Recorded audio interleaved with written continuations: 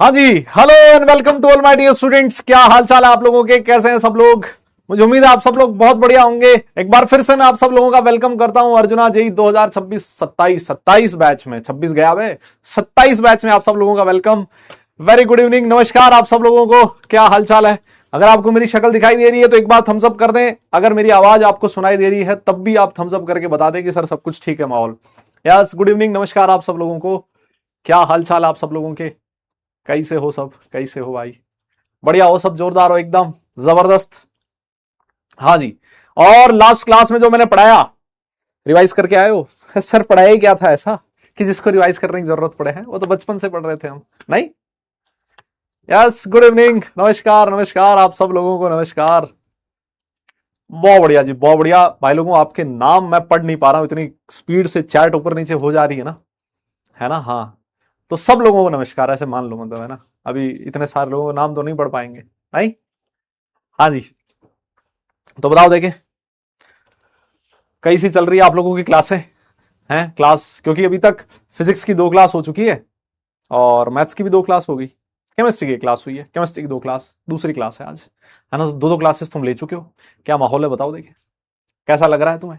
11th class JEE है, कुछ है जो बदला बदला सा लग रहा है? क्या तुम ऐसा लग रहा है कि तुम कुछ कुछ बड़ा बड़ा कुछ बड़ा करने जा रहे हो? ऐसा लग रहा है क्या? और अब तो तुम्हारा, अरे रिजल्ट भी तो आ गया भाई, रिजल्ट भी आ गया ना आज तो उसका। मस्त चल रहा है, बढ़िया चल रहा है, बहुत बढ़िया। बताओ, अच्छा फिजिक्स की 3 हो चुकी है? ओ हो। अरे भाई साहब, बहुत सही। 3 क्लास, ओ ठीक है ठीक है। मजा आ रहा है, बहुत बढ़िया। तो मैंने ऐसे सुना है, ये भैया इस लाइट को क्या हो गया है? ये लाइट ऐसे तुम्हें दिखाई दे रहा है क्या?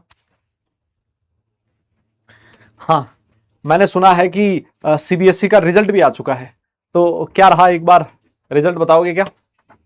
हम्म क्या रहा, क्या रहा आप लोगों का रिजल्ट? यस। चलो एक ऑप्शन देता हूं, है ना? एक पोल सा कर लेते हैं ना। मेरे हिसाब से इंट्रोडक्शन की जरूरत नहीं है, लास्ट क्लास में मैंने अपने आप को इंट्रोड्यूस कर दिया था। माई सेल्फ राहुल डूडी, और केमिस्ट्री पढ़ाऊंगा, फिजिकल केमिस्ट्री में पढ़ाऊंगा आपको। वैसे मैं सारी केमिस्ट्री पढ़ाता हूं। यस। हाँ, तो एक छोटा सा पोल कर लेते हैं, है ना? एक छोटा सा पोल कर लेते हैं। आपका जो रिजल्ट है ना, आपका जो रिजल्ट है ना, वो रिजल्ट आपको बताना है, जिससे मुझे आइडिया लग जाएगा। पहला ए ऑप्शन जो है रिजल्ट का, और ईमानदारी से, है ना, ईमानदारी से बताना, greater than 95%। Yes. B option 90 से 95%। यस। फिर उसके बाद सी ऑप्शन 80 से 90%।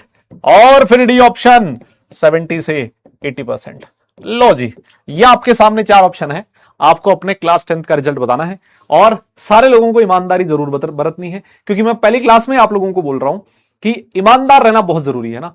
यस। और ईमानदार मतलब खुद से, देखो होता क्या है ना, दुनिया से झूठ बोल सकता है इंसान, है ना? किसी को कोई भी कुछ भी गोली दे सकता है ना? अपने अपने आप को पता होता है कि कहां आप गलती कर रहे हो, है ना? तो वो खुद के साथ सच्चाई बनी रहनी चाहिए। तो एक बार के लिए पोल कर लेते हैं, है ना? एक छोटा सा पोल है जो मैं आप लोगों को देना चाह रहा हूं, और ये 30 सेकंड का पोल मैंने आप लोगों के सामने ये डाल दिया। एक बार के लिए अपना रिजल्ट बता दो, देखें। यस। हाँ, इसमें पोल में रिप्लाई करना। पोल जो मैंने दिया है ना, इस पोल के अंदर डालना अपना रिजल्ट, तभी मुझे पता लगा एग्जैक्ट की क्या रहा, है ना? हम्म कोई ना, जो जिसका रिजल्ट आया वो बता दे, मतलब जिसका, अगर मान लीजिए कोई अलग बोर्ड से है तो वो रिजल्ट ना देखे, जिसका रिजल्ट आ गया वो रिजल्ट बता दे अपना, है ना?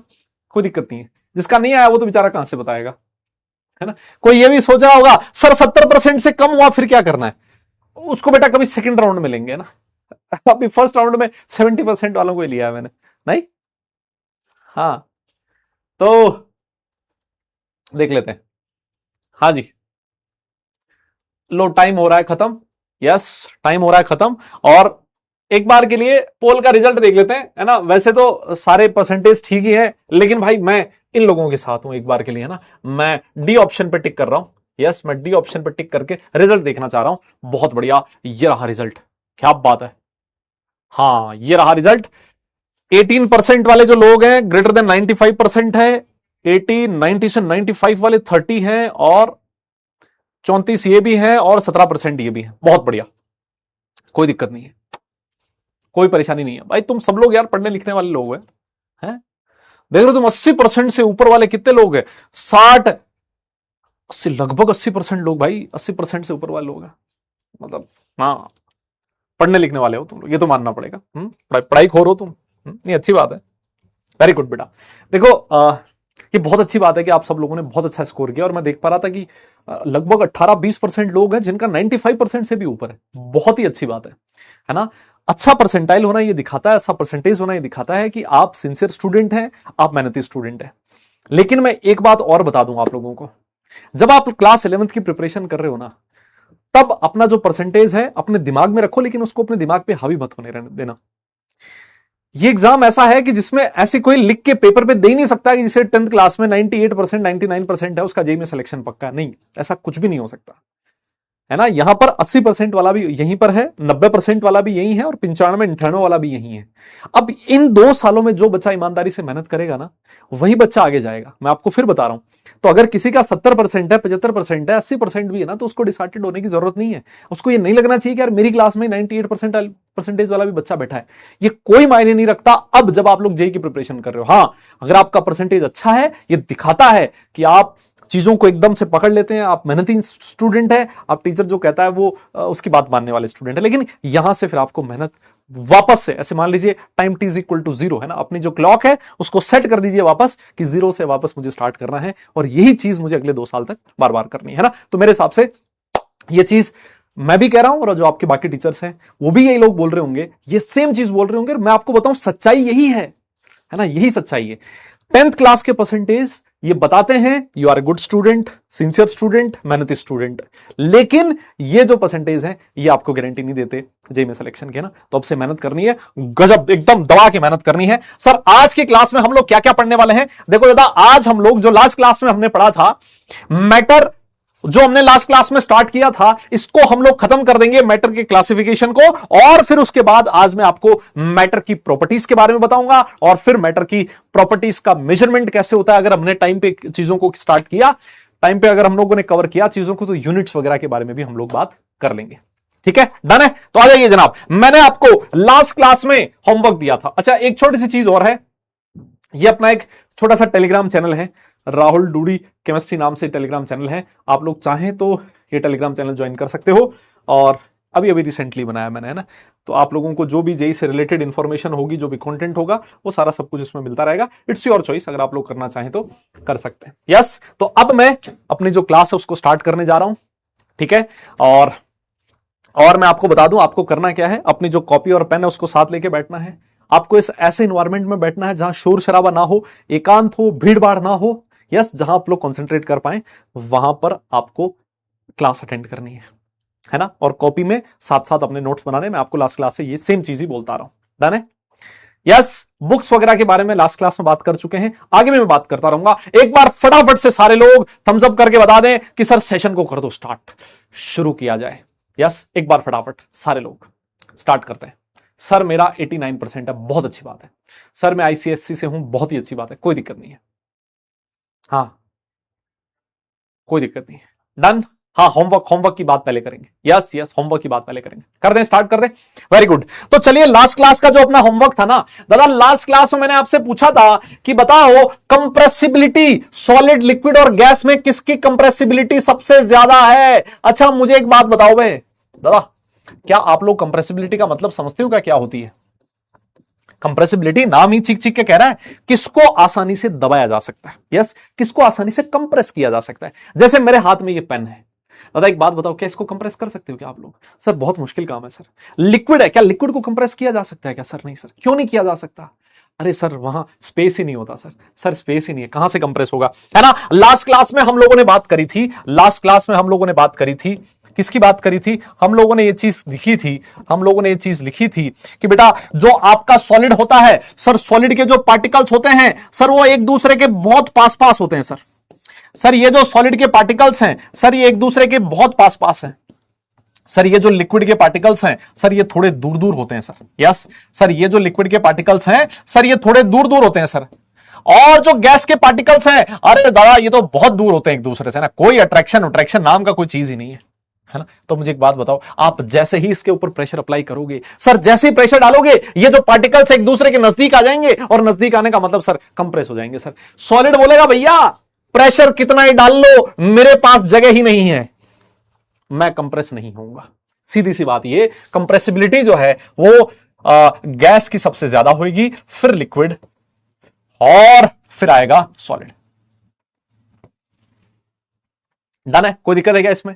हाँ, इसमें फिर अलग से एग्जांपल्स भी आप लोग पढ़ते थे 9th-10th क्लास में कि सर जो स्पंज होता है वो सॉलिड होता है लेकिन फिर भी कंप्रेस हो जाता है। वो अलग कहानियां है ना, वो एक्सेप्शंस हैं, उनकी बात हमें नहीं करनी है ना। स्पंज क्यों हो जाता है? क्योंकि उसके अंदर एयर गैप्स रहते हैं, है ना, उसके अंदर छोटे छोटे होल्स होते हैं, गैप्स रहते हैं जिनके अंदर हवा भरी होती है, तो जैसे आप कंप्रेस करते हो वहां से एयर बाहर चली जाती है। यस, लेकिन वो चीज हमें नहीं देखनी है ना, वो एक्सेप्शंस है ना। हम जनरल रूल ये पढ़ते हैं, गैस की कंप्रेसिबिलिटी सबसे ज्यादा और सॉलिड की सबसे कम होती है। यस, और कंप्रेसिबिलिटी क्या होती है? आप चाहो तो मैं हिंदी में लिख देता हूं, किसको आसानी से कंप्रेस किया जा सकता है, बस ये होती है कंप्रेसिबिलिटी। जिसको आसानी से कंप्रेस किया जा सके, है ना, किया जा सकता है, वो होती है कंप्रेसिबिलिटी। बहुत बढ़िया। अच्छा, एक चीज और बताऊं क्या मैं आपको? एक चीज मैं और बताने जा रहा था, एक और मैंने प्रॉपर्टी लिखी थी, डेंसिटी। अरे बोलो ना, डेंसिटी का मतलब समझते हो क्या? हम लोग ये कहते हैं ना यार आज तो माहौल, आज तो बहुत डेंस है, चीजें बहुत डेंस है। डेंसिटी का मतलब समझते हो क्या? यस दादा बताओ ना, क्या डेंसिटी का मतलब समझते हो? जैसे मान लीजिए क्लास है, ये वाली क्लासरूम है ना, इतना बड़ा क्लासरूम है, मैंने क्या किया, जितने बच्चे थे एकदम चिपका चिपका के बिठा दिए। इसमें मैंने बच्चों को दूर दूर बिठाया, इसमें मैंने बच्चों को और दूर बिठाया, तो लग रहा है जहां डेंस माहौल कहां है सर, यहां डेंस माहौल है सर। यस सर, यहां बहुत डेंसिटी कम है सर, जो बच्चे हैं वो एक दूसरे से बहुत दूर दूर हैं सर। यस सर, डेंसिटी जो है वो किसकी सबसे ज्यादा होगी सर? सॉलिड की सबसे ज्यादा है, लिक्विड की उसके बाद है, और गैस की उसके बाद है। आपको बोलना पड़ेगा हाँ या ना में, कोई दिक्कत हो तो बता सकते हो। कोई बोल ही नहीं रहा यार दादा, यार बोलना पड़ेगा यार। यस,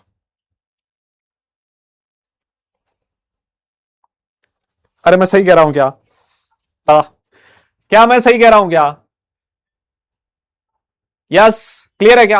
और अगर आप लोग डेंसिटी का वैसे फॉर्मूला देखना चाहो, है ना, आप चाहो तो फॉर्मूला भी देख सकते हो कि सर डेंसिटी जो है उसका फॉर्मूला क्या होता है? मास बाई वॉल्यूम, है ना। डेंसिटी का फॉर्मूला होता है मास बाई वॉल्यूम। और अगर मान लीजिए मैं इन तीनों का वॉल्यूम सेम ले लूं, मान लो ये कंटेनर भी 2 लीटर का है, ये कंटेनर भी 2 लीटर का है, और ये कंटेनर भी 2 लीटर का है, तो वॉल्यूम तो सबका 2-2 लीटर है। अब बताओ मास कहां पर सबसे ज्यादा है? सर यहां मास ज्यादा है, क्यों? क्योंकि यहां पर पार्टिकल्स ज्यादा है ना। यहां पर पार्टिकल्स कम है तो मास कम है, मास कम है तो डेंसिटी गैस की सबसे कम होगी। क्या मैं सही कह रहा हूं? डन है? क्लियर है सबको? कोई दिक्कत नहीं है ना? आसान चीज है, बहुत सिंपल चीज पढ़ रहे हैं हम लोग, है ना। कोई भी दिक्कत आएगी आप मुझे बताओगे, है ना। और डाउट्स भी हम लोग देखते रहेंगे बीच बीच में क्लास में, जब भी होगा तो डाउट एक बार देख के मैं बाकी जो डाउट है वो भी क्लियर कर दूंगा, है ना। कोई दिक्कत नहीं है, लेकिन ये बहुत सिंपल चीज है, बहुत आसान चीज है। और आप जैसे होनहार बच्चों को तो ये चीज समझाना और दिए को रोशनी दिखाना एक ही बात है। सर क्या बात कह दी आपने, है सर, इतना भी मक्खन मत लगाओ, है ऐसे भी मक्खन में लपेट लपेट के मत फेंको सर, है नहीं क्या? आओ सर, सर हमने एक छोटी चीज और पढ़ी थी, याद है आप लोगों को? हमने पढ़ा था डिफ्यूजन। मैंने आपसे कहा था डिफ्यूजन का ऑर्डर बताना आपको, है ना। देखो डिफ्यूजन वैसे आप लोगों ने 9th-10th क्लास में पढ़ा होगा, आप लोगों ने वो वाले क्वेश्चंस किए हैं क्या? हाँ, ज्यादा हो गया क्या? हाँ, देखो आप लोगों ने क्या वो वाले क्वेश्चंस किए हैं क्या कि एक रूम के अंदर भैया ने परफ्यूम लगाया तो उस परफ्यूम की जो खुशबू है वो सारे घर में फैल गई, पढ़ा ऐसा? हमने घर के मंदिर में अगरबत्ती जलाई, उसकी खुशबू पूरे घर में फैल गई। मम्मी जो है वो किचन में खाना बना रही थी लेकिन खाने की खुशबू सारे घर में फैल गई। उसका रीजन क्या होता था? रीजन होता था डिफ्यूजन, है ना। और डिफ्यूजन का अगर मैं मोटी मोटी बात लिखूं, है ना, डिफ्यूजन को बताऊं कि है क्या, तो डिफ्यूजन को हालांकि हम लोग बहुत डिटेल में पढ़ेंगे आगे। आपका एक चैप्टर आएगा स्टेट्स ऑफ मैटर, उस चैप्टर के अंदर मैं आपको एक टॉपिक पढ़ाऊंगा जिसका नाम होगा ग्राम्स लॉ ऑफ डिफ्यूजन। बहुत सारी चीजें उसमें डिफ्यूजन के बारे में पढ़ेंगे, लेकिन अभी के लिए मोटा मोटा आप डिफ्यूजन का ये ध्यान रखो, इंटरमिक्सिंग ऑफ पार्टिकल्स, है ना। क्या कहते हैं हम लोग? Intermixing of particles. Sir particles के इंटरमिक्सिंग को डिफ्यूजन कहा जाता है। सर क्या कहा जाता है? डिफ्यूजन कहा जाता है। क्या मैं सही कह रहा हूं? तो जिस भी पार्टिकल्स, जिस भी मैटर की स्टेट के पार्टिकल्स आसानी से इंटरमिक्स हो सकते हैं सर, वो डिफ्यूजन होगा सर, है ना। सुनो एक इसका मैं एक छोटा सा एग्जांपल देता हूं, है ना। एक छोटा सा मैं एग्जांपल देता हूं। जैसे मान लीजिए आपके पास एक कंटेनर है ना, ये वाला कंटेनर है, यस। और सर आपने क्या किया, इस कंटेनर के अंदर छोटा सा पार्टीशन कर दिया ना, ये बीच में पार्टीशन लगा दिया। मेरी बात समझ रहे हो, है ना। अब जैसे ही आपने पार्टीशन लगाया, मान लेते हैं एक तरफ आपने ऑक्सीजन गैस फिल कर दी। कौन सी गैस फिल कर दी? सर हमने ऑक्सीजन गैस फिल कर दी। सर कर दो सर, कोई दिक्कत नहीं है, हमारे हाथ में है। ऑक्सीजन फिल करें, नाइट्रोजन फिल करें, सर हम अपने हिसाब से कर सकते हैं सर, है ना। आप लोग बने रहें, बस मेरे साथ बने रहें, कोई दिक्कत नहीं है। सर इधर हम लोग हाइड्रोजन गैस फिल कर देते हैं, यस ठीक है सर, कोई दिक्कत नहीं है, कर दी सर। अब देखो होगा क्या, आप जैसे ही इस पार्टीशन को हटाओगे तो क्या होगा? बवाल होएगा सर, बवाल। जैसे मैं इस पार्टीशन को हटाऊंगा, ये जो ऑक्सीजन के मॉलिक्यूल्स हैं वो इधर भागेंगे, हाइड्रोजन वाले इधर भागेंगे। थोड़ी देर बाद हाइड्रोजन इधर भी दिखने लगेगा, ऑक्सीजन इधर भी दिखने लगेगा। क्या मैं इसको इंटरमिक्सिंग बोल सकता हूं? क्या मैं ऐसे कह सकता हूं क्या कि हाइड्रोजन और ऑक्सीजन के जो पार्टिकल्स हैं वो इंटरमिक्स हो गए? यार बोलो ना यार। और क्या मैं ऐसे बोल सकता हूं क्या कि यहां डिफ्यूजन हो रहा है किसका? हाइड्रोजन और ऑक्सीजन गैस के पार्टिकल्स का। क्या मैं सही कह सकूंगा? यार बोलना पड़ेगा यार। नहीं नहीं, पानी नहीं बनता बेटा। अबे पानी नहीं बनता। पानी तब बनता है जब आप बहुत हाई प्रेशर लगाओ, है ना। पानी ऐसे थोड़ी बनता है, हाइड्रोजन इधर ले आऊं, ऑक्सीजन इधर ले आऊं, दो पंप लगा दूं, एक तरफ हाइड्रोजन का एक तरफ ऑक्सीजन का, और पानी बन जाएगा? नहीं, उसके लिए अलग सी कंडीशन भी रिक्वायर्ड होती है, आपको प्रेशर वगैरह भी बहुत ज्यादा देना पड़ता है ना। ऐसा एकदम से आसानी से पानी नहीं बनता, है ना। यस, क्या मैं ऐसे बोल सकता हूं इंटरमिक्सिंग हो रही है? क्या मैं ऐसे बोल सकता हूं डिफ्यूजन हो रहा है? यस। तो डिफ्यूजन का सीधा सा अपने दिमाग में बिठा लो, क्या होता है?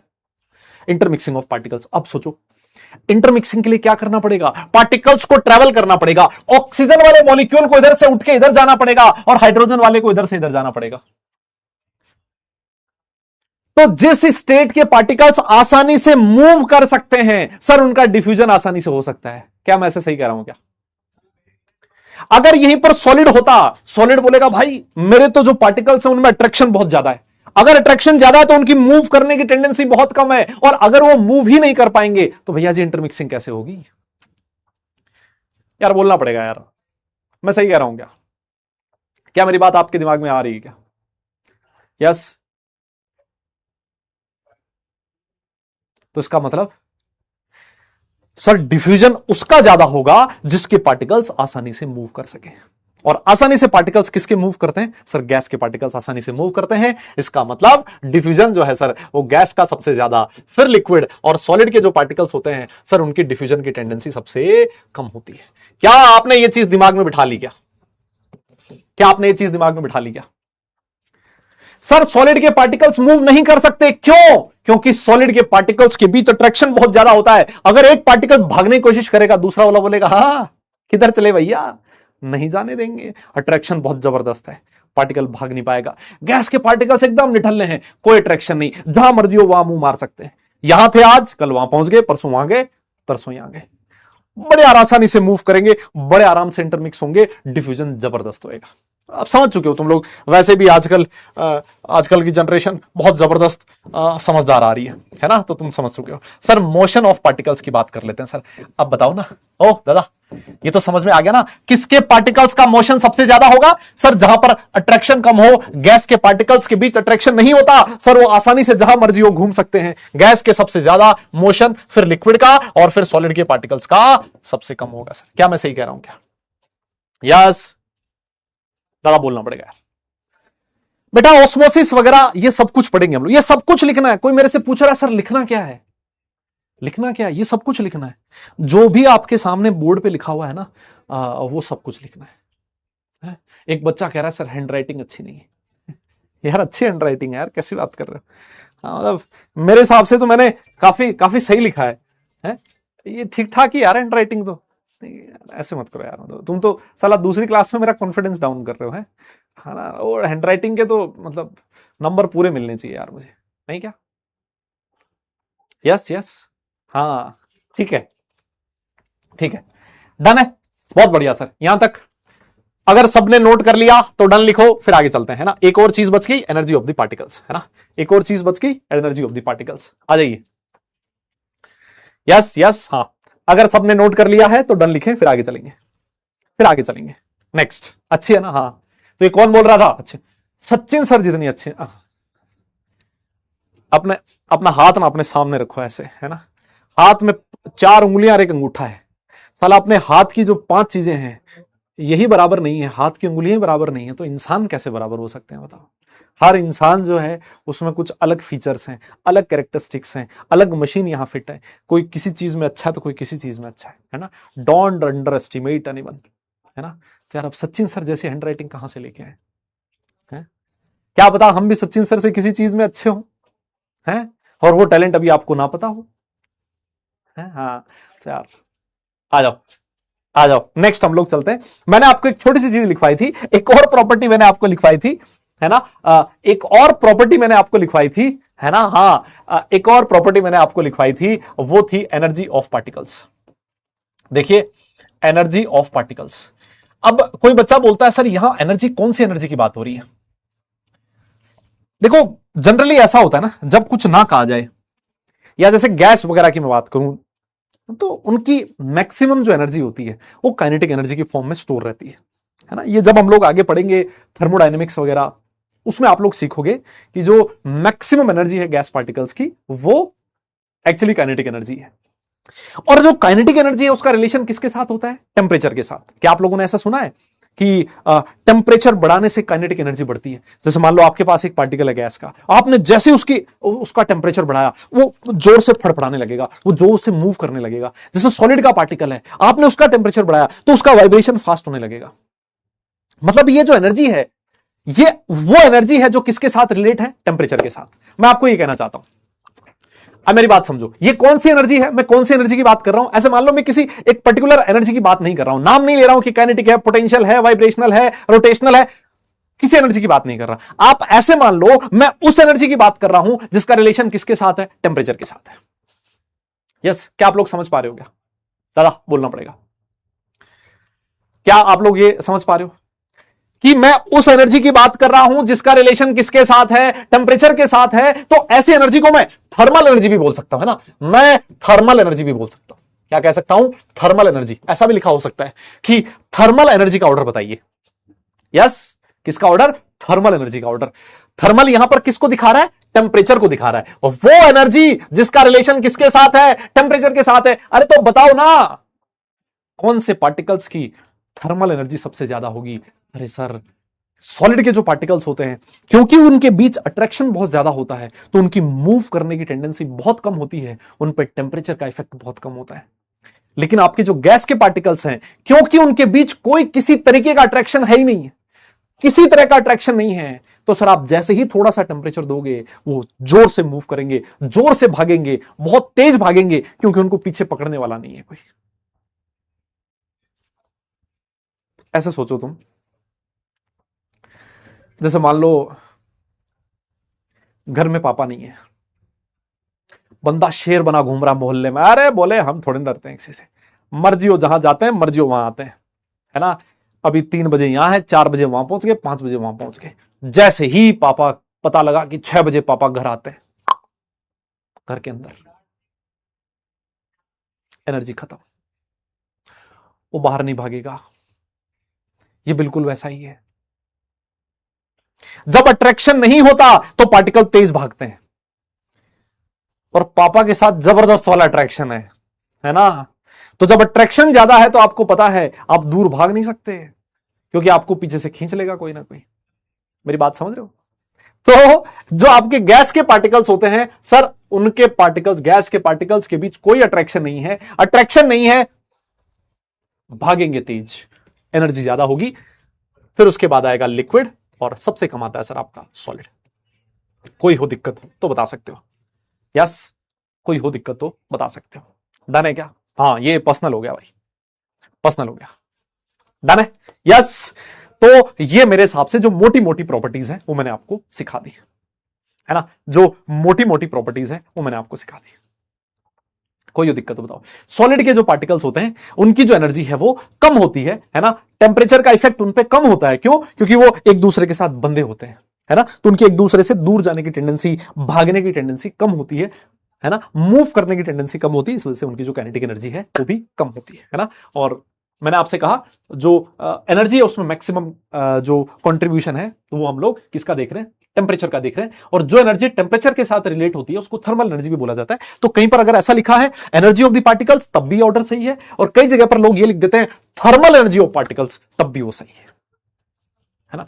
अब फ्लूइडिटी का ऑर्डर, फ्लूइडिटी वही है बेटा, फ्लूइडिटी का मतलब फ्लूइड की टेंडेंसी क्या होती है? बहने की टेंडेंसी होती है, मूव करने की टेंडेंसी होती है। तो वही तो लिखा था, मोशन ऑफ द पार्टिकल्स, है ना। जहां पर पार्टिकल्स का मोशन ज्यादा होगा फ्लूइडिटी ज्यादा होगी। सॉलिड की फ्लूइडिटी सबसे कम होती है। क्यों? क्योंकि वो बहता नहीं है। सॉलिड का पार्टिकल ऐसे मूव नहीं करता, तो उसकी फ्लूइडिटी सबसे कम होगी। क्या मैं सही कह रहा हूं क्या? कोई बोल ही नहीं रहा। यस। हाँ हाँ हाँ हाँ। नहीं यार, कैसी बात कर रहे हो? क्या इसमें क्या नहीं समझ में आया? अबे सरफेस टेंशन वगैरह भी नहीं पड़ेंगे। अबे रुको तुम, हाँ मेरे से आगे मत भागो, मेरे साथ साथ चलो। जो मैं बोल रहा हूं ना, मेरे साथ साथ चलो। मेरे से आगे भागने की कोशिश करोगे ना, कुछ नहीं समझ में आएगा, है ना। साथ साथ चलोगे तब समझ में आएगा, मेरे से पीछे रहोगे तब भी नहीं समझ में आएगा। जैसे जैसे मैं बोलता जा रहा हूं ना वैसे वैसे समझो। यस। फिर मैं बोल देता हूं, एनर्जी मतलब वो एनर्जी जो किसके साथ रिलेटेड है? टेम्परेचर के साथ, है ना। टेम्परेचर के साथ जो एनर्जी रिलेट होती है उसको थर्मल एनर्जी बोलते हैं।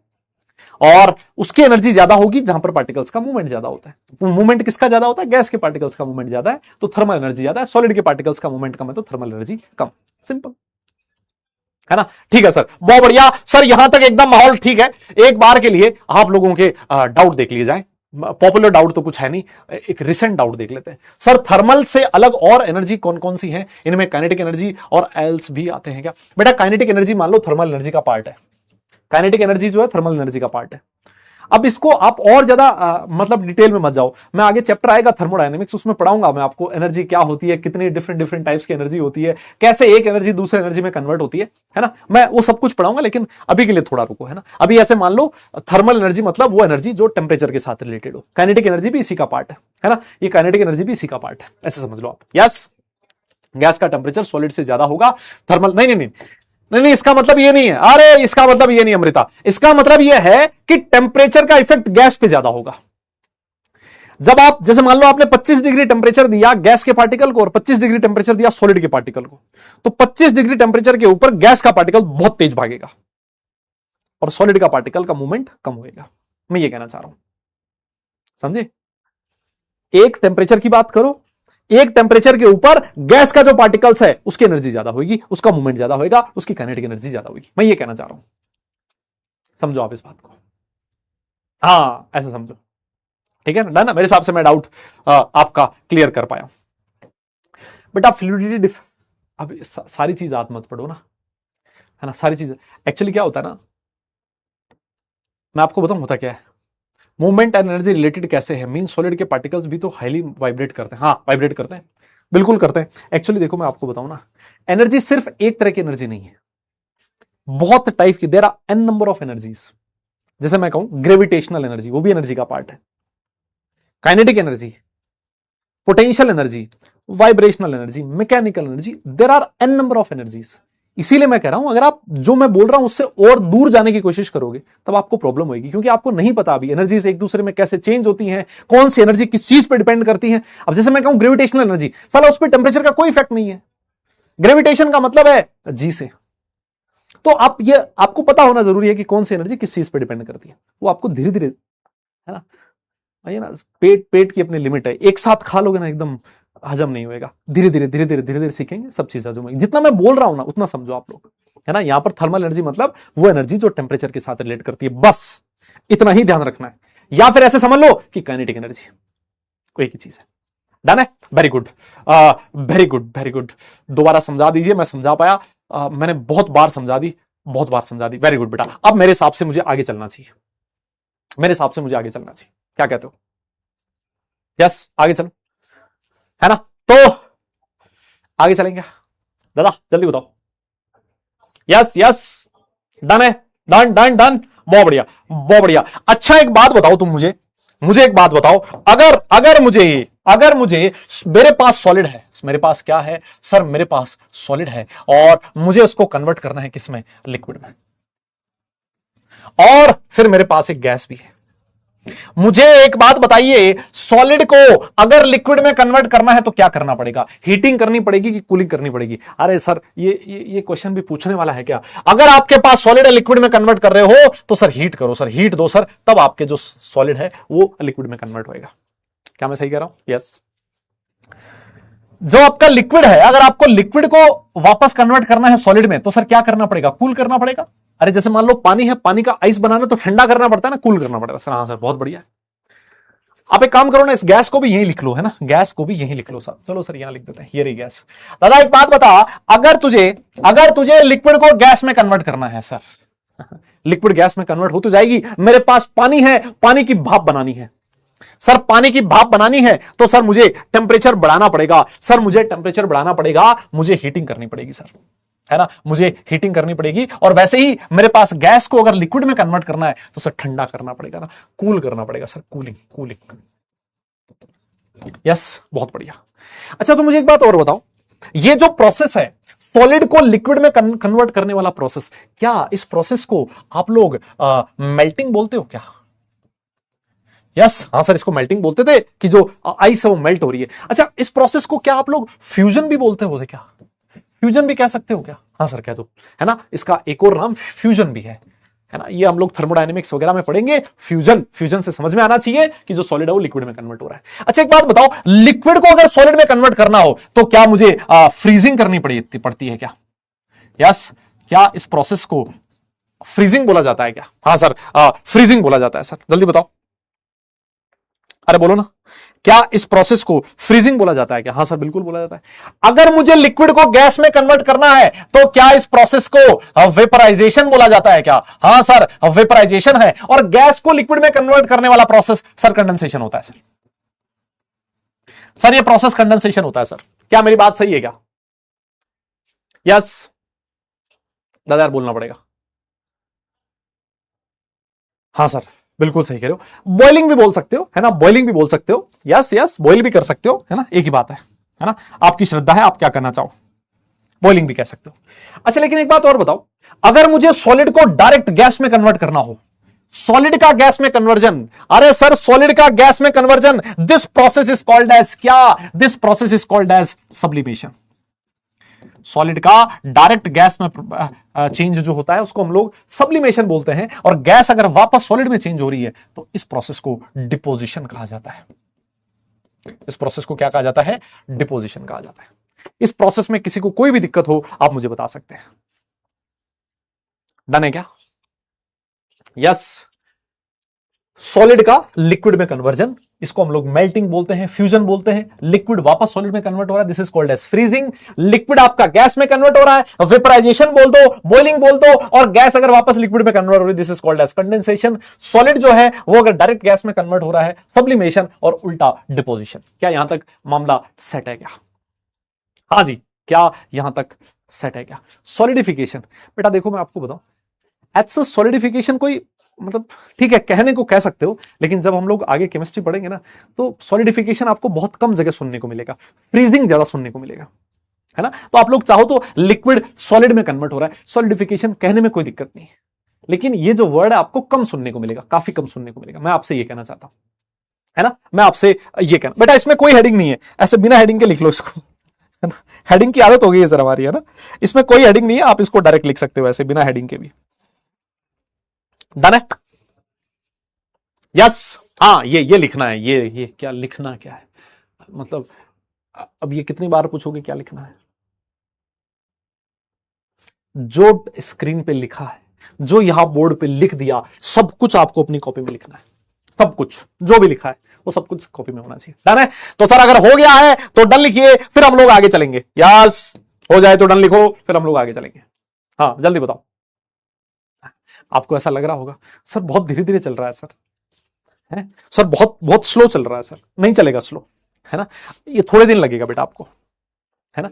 ऐसे मान लो मैं वो उस चीज की आदत डलवा रहा हूं तुम्हें, है ना। और जिस दिन तुम्हारी आदत डल गई ना 4 घंटे बैठे रहने की, सिलेबस भी धीरे धीरे धीरे धीरे स्पीड पकड़ता जाएगा, है ना। तो सिलेबस की स्पीड की आप लोग चिंता ना करें, है ना। उसमें मुझे ना बोले कि सर तेज पढ़ाओ धीरे पढ़ाओ, मैं देख लूंगा माहौल, है ना, मुझे पता है। यस, आप लोग बस पढ़ते जाओ, डन है, पक्का। चलो सर, बहुत बढ़िया सर, बहुत बढ़िया। तो ये हमारा फिजिकल क्लासिफिकेशन खत्म हो चुका है। यस, ये हमारा फिजिकल क्लासिफिकेशन खत्म हो चुका है। अब हम लोग किसके बारे में बात करेंगे? केमिकल क्लासिफिकेशन के बारे में बात करेंगे। अरे ये तुम्हें याद तो है ना दादा? अरे केमिकल क्लासिफिकेशन कल हमने लास्ट क्लास में पढ़ा था, याद है ना सर? केमिकल क्लासिफिकेशन जो था 2 तरह का हुआ करता था सर। पहले हम लोग लिखते थे प्योर सब्सटेंस, यस, एक होता था प्योर सब्सटेंस और दूसरा होता था सर मिक्सचर। क्या मैं सही कह रहा हूं क्या? प्योर सब्सटेंस एंड मिक्सचर, अरे ऐसे ही तो होता था, ये लिखते थे ना।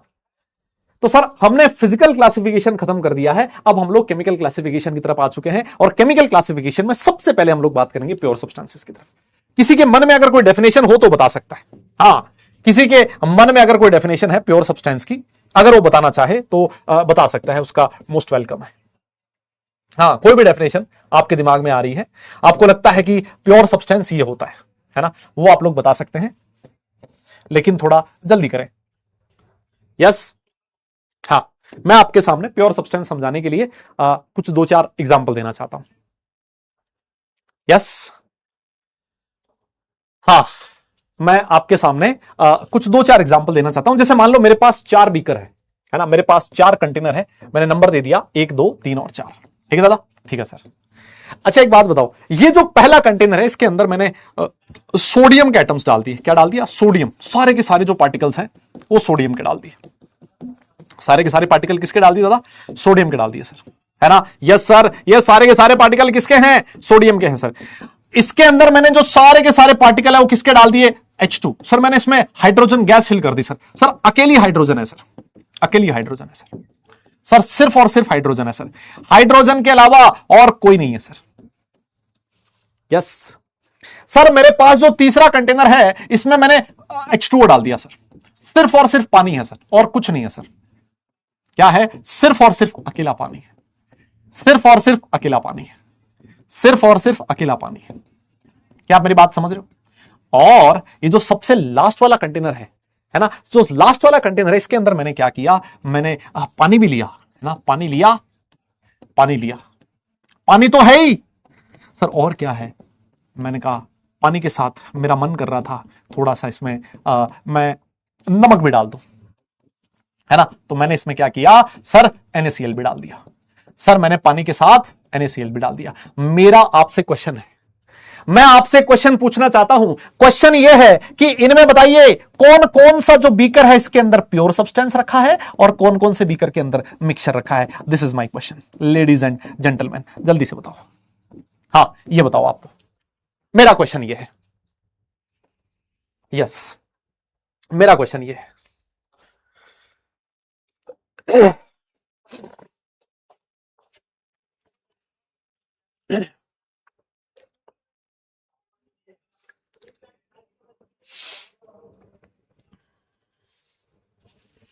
हाँ, मेरा क्वेश्चन आपसे यह है कि किस किस के अंदर प्योर सब्सटेंस भरा है और किस किस के अंदर मिक्सचर भरा है।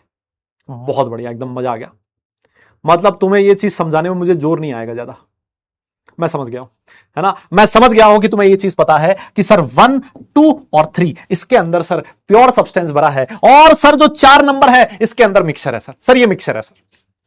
अरे मिक्सचर का मतलब सीधा सा है, एक के साथ कोई दूसरी चीज होनी चाहिए तब मिक्सचर बनता है। अगर मैं कह दूं अकेला पानी, मिक्सचर बन सकता है क्या? सर कैसी बात कर रहे हो, पागल वागल हो गए हो? अकेले पानी का कौन सा मिक्सचर होता है? सर पानी के साथ कुछ और डालो, मिक्सचर तब बनेगा। सर पानी के साथ आप नमक डालो, पानी में शुगर डालो, पानी के अंदर लेमन लूमन डालो सर, तब तब तब मिक्सचर बनता है सर। अकेला पानी कभी भी मिक्सचर नहीं हो सकता सर। तो अगर कोई अकेली चीज है इसका मतलब वो प्योर सब्सटेंस है, और अगर एक के साथ कुछ दूसरी चीज है इसका मतलब वो मिक्सचर है। यहां सिर्फ सोडियम है, यहां सिर्फ हाइड्रोजन है, यहां सिर्फ और सिर्फ वाटर है। इसका मतलब मैं अगर डेफिनेशन लिखूं प्योर सब्सटेंस की, दादा एक बार बताना जरा, मुझे एक बात बताना, क्या मैंने सही लिखा है क्या? अगर मैं प्योर सब्सटेंस की डेफिनेशन लिखूं तो क्या मैं ऐसे लिख सकता हूं? क्या मैं ऐसे लिख सकता हूं कि made up of, material made up of only one substance. क्या मैं ऐसे लिख सकता हूं क्या? दादा आपको बोलना पड़ेगा। क्या अगर कोई डेफिनेशन ऐसे लिख दे तो किसी कोई दिक्कत है क्या इसमें? यस, हाँ। अगर कोई ऐसा लिखे डेफिनेशन कि प्योर सब्सटेंस क्या है, आप ऐसे लिख दो कि प्योर सब्सटेंस एक ऐसा मटेरियल है which is made up of only one substance, this is called as pure substance. जिसमें सिर्फ और सिर्फ एक ही चीज प्रेजेंट हो, सर वो प्योर सब्सटेंस है। अरे यार बोलो, क्या ये सही है? हाँ सर, इसमें क्या दिक्कत है? ये बढ़िया लिखा आपने। अच्छा, एक चीज मुझे और बताओ, ये पानी है, मान लो पानी इसमें आपने ले रखा है 3 लीटर पानी ले रखा है। कितना लीटर? या 5 लीटर ले लो, अपने हाथ में है 5 लीटर ले लेते हैं सर, ठीक है दादा। आपने इसमें 5 लीटर पानी ले रखा है। मुझे एक बात बताओ, इसमें से मैंने 1 लोटा बाहर निकाला, फिर मैंने इसमें 1 बाल्टी बाहर निकाली, फिर मैंने 1 ग्लास बाहर निकाला, मैंने 3 अलग अलग लोटा लिया, यहां पर ग्लास ले लिया, है ना, ग्लास ले लिया, या ग्लास बनाई दो। अब ग्लास को कैसे लिखते हैं हिंदी में? अब ऐसे मान लो 3 सैंपल ले लिए, है ना, 1 लीटर का, 2 लीटर का, और ये भी 3 सैंपल ले लिए बे, छोड़ो। हाँ, ए बी सी मैंने इसके 3 सैंपल ले लिए, लीटर मीटर छोड़ो, है ना। मुझे एक बात बताओ, क्या इन तीनों सैंपल के अंदर पानी की प्रॉपर्टीज अलग अलग होंगी क्या, या फिर प्रॉपर्टी सेम रहेंगी? मेरे पास 5 लीटर पानी था, उसमें से मैंने 1 लोटा अलग निकाला, 1 ग्लास अलग निकाला, 1 बाल्टी अलग निकाल ली। क्या तीनों की प्रॉपर्टी सेम रहेगी क्या? ये जो तीनों सैंपल मैंने लिए हैं पानी के, क्या तीनों की प्रॉपर्टी सेम है या अलग अलग होंगी? क्या इस वाली ग्लास का पानी कुछ अलग तरीके का होगा और इस ग्लास का पानी कुछ अलग तरीके का होगा? ऐसा होगा क्या यार? बोलो ना यार दादा, सेम रहेगी ना। तो इसका मतलब यह है कि जो प्योर सब्सटेंस होता है ना, उसका कितना भी सैंपल ले लो, सारे सैंपल्स की प्रॉपर्टी सेम होती है। यस, सारे सैंपल्स का कंपोजिशन सेम होता है। कंपोजिशन का मतलब समझते हो कि पानी जो है ना, हर जगह का पानी 2 हाइड्रोजन के एटम और 1 ऑक्सीजन के एटम से मिलकर बना होगा, है ना। चाहे ग्लास वाला पानी ले लो, चाहे तुम बाल्टी वाला पानी ले लो, या फिर कोई सा भी पानी ले लो। क्या मैं सही कह रहा हूं क्या? यस, क्या मैं सही कह रहा हूं? तो सर आप सेकंड पॉइंट ये लिख सकते हो, आप ये सेकंड पॉइंट ये लिख सकते हो कि ऑल द सैंपल्स हैव, है ना, आप मेरे साथ साथ लिख सकते हो चाहो तो, ये all the samples have same properties and composition, same properties and composition. बनावट, कंपोजिशन का मतलब बनावट, है ना, कि 2 हाइड्रोजन का एटम और 1 ऑक्सीजन का एटम, ये बनावट है सर। अच्छा एक बात बताओ, ये मतलब ऐसे मैं लिख रहा हूं, ये कोई दिक्कत नहीं है ना किसी को कि सर आप स्लाइड पे लिख के लाओ सर? ऐसा तो कोई दिक्कत नहीं है ना, ये मिक्स चलेगा ना। कोई डेफिनेशन स्लाइड पे लिख देंगे, कोई चीज है जो यहां लिखते लिखते पढ़ा देंगे। माहौल तो मेरे हिसाब से वही बढ़िया बनता है, नहीं क्या? है ना, दोनों चीज साथ साथ लिखते जाएंगे। डन है क्या? पक्का? अच्छा एक चीज और बताओ, एक बात और बताओ, ये जो पानी है, पानी किस किस से मिलके बना है? सर पानी मिलके बना है हाइड्रोजन और ऑक्सीजन से। मैं आपको अगर पानी दे दूं, मैं आपसे कहूं बेटा फिल्टर करके हाइड्रोजन और ऑक्सीजन अलग कर दे, क्या तू कर सकता है क्या? क्या कोई ऐसा महानुभाव है, क्या कोई ऐसा मतलब 30 मार खां है जो पानी को फिल्टर करके हाइड्रोजन और ऑक्सीजन अलग कर दे? क्या कोई ऐसा महानुभाव है जो हाथ डाल के हाइड्रोजन अलग निकाल ले और ऑक्सीजन अलग निकाल ले पानी में से? है क्या कोई ऐसा? नहीं तुम बता दो, मैं तो तुम्हारी बात मान लूंगा, कोई हो तो मुझे बता दो। यस तुम बता दो। क्या कोई ऐसा है जो मैग्नेट, अगर मैं उससे कह दूं ये ले बेटा तेरे पास मैग्नेट है, मैग्नेट डाल के हाइड्रोजन अलग कर दे, ऑक्सीजन अलग कर दे? क्या कोई ऐसा है क्या? नहीं सर आप इन्हीं का नाम क्यों ले रहे हो? आपने सर 2-3 प्रोसेस बोले हैं। एक प्रोसेस बोला मैग्नेट लेके, मतलब that is called as magnetic separation. उसको क्या बोला था? मैग्नेट से अलग करना, मैग्नेटिक सेपरेशन। हाथ डाल के अलग करना, हैंड पिकिंग। यस, ये जो मैंने, और तीसरा फिल्टर करके अलग करना, फिल्ट्रेशन। ये जो 3 प्रोसेस मैंने आपको बोले हैं, क्या मुझे एक बात बताइए, इन प्रोसेस को फिजिकल मेथड कहा जाता है या केमिकल मेथड्स कहा जाता है? ये जो मैंने आपके सामने 2-3 मेथड बोले हैं, ये मेथड्स फिजिकल मेथड के एग्जांपल हैं या फिर केमिकल मेथड के एग्जांपल है? फटाफट से बताओ, फटाफट से बताओ। फटाफट से बताओ जल्दी।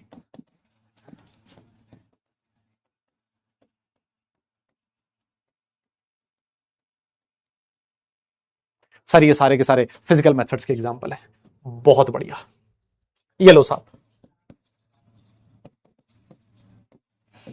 ये मैंने आपके सामने लिख दी सारी कहानी कि सर ये जो प्योर सब्सटेंसेस होते हैं इनको सिंपलर सब्सटेंसेस मतलब छोटे छोटे टुकड़ों में तोड़ा नहीं जा सकता। इसको सेपरेटेड की जगह आप ऐसे भी लिख सकते हो, can not be decomposed into simpler substances by physical methods, है ना। फिजिकल मेथड से आप इनके जो कंपोनेंट्स हैं उनको अलग अलग नहीं कर सकते। जैसे मान लो मैं वाटर कहूं, वाटर के कंपोनेंट कौन है जिससे वाटर मिलके बना है? सर हाइड्रोजन और ऑक्सीजन वाटर के कंपोनेंट है। जैसे मान लो मैं अगर कहूं CO2, CO2 के कंपोनेंट कौन है? कार्बन और ऑक्सीजन। जैसे मैं आपसे कहूं अमोनिया NH3, इसके कंपोनेंट कौन है? नाइट्रोजन और हाइड्रोजन। तो इसके जो कंपोनेंट्स हैं इनको आप तोड़ नहीं सकते, अलग अलग नहीं कर सकते फिजिकल मेथड से। और ये जो फिजिकल मेथड्स हैं इनके कुछ एग्जांपल्स मैंने आपके सामने लिखे हैं। एक मैंने आपके सामने एग्जांपल बोला था फिल्ट्रेशन, दूसरा मैंने आपके सामने एग्जांपल बोला था मैग्नेटिक सेपरेशन।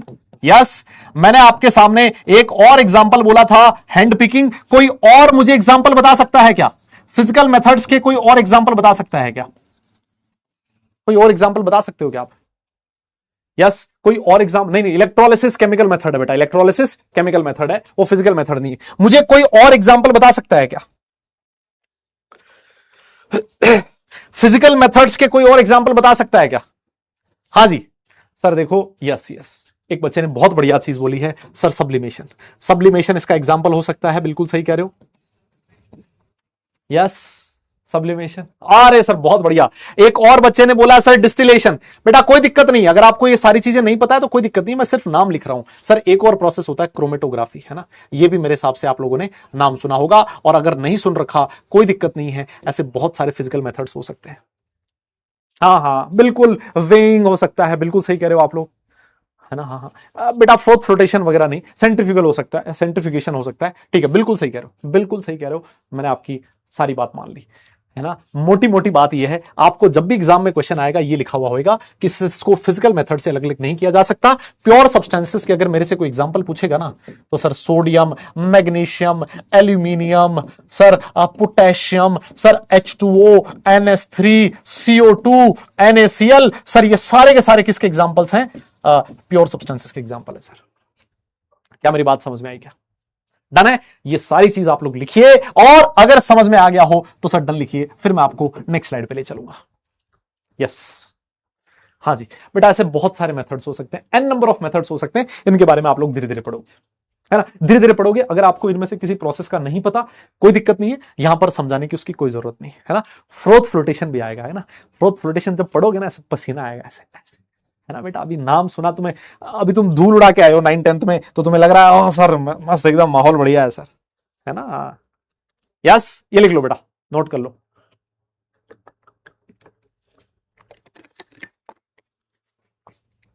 डन है, बहुत बढ़िया सर, ये तो एकदम बढ़िया चीज चल रही है सर। क्या मैं आगे बढ़ सकता हूं? ठीक है सर। अब ये जो प्योर सब्सटेंस था दादा, प्योर सब्सटेंस मैंने आपको दो तरह का बताया था, याद है आपको? सर प्योर सब्सटेंस दो तरह का हुआ करता था, एक था सर एलिमेंट, और सर दूसरा था कंपाउंड। एक था सर कंपाउंड।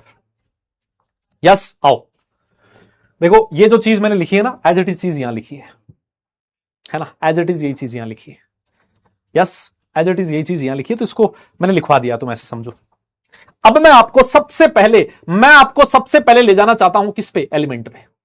वापस से आओ, वापस से वही 3-4 डिब्बे बनाओ, वापस से वही 3-4 डिब्बे बनाओ।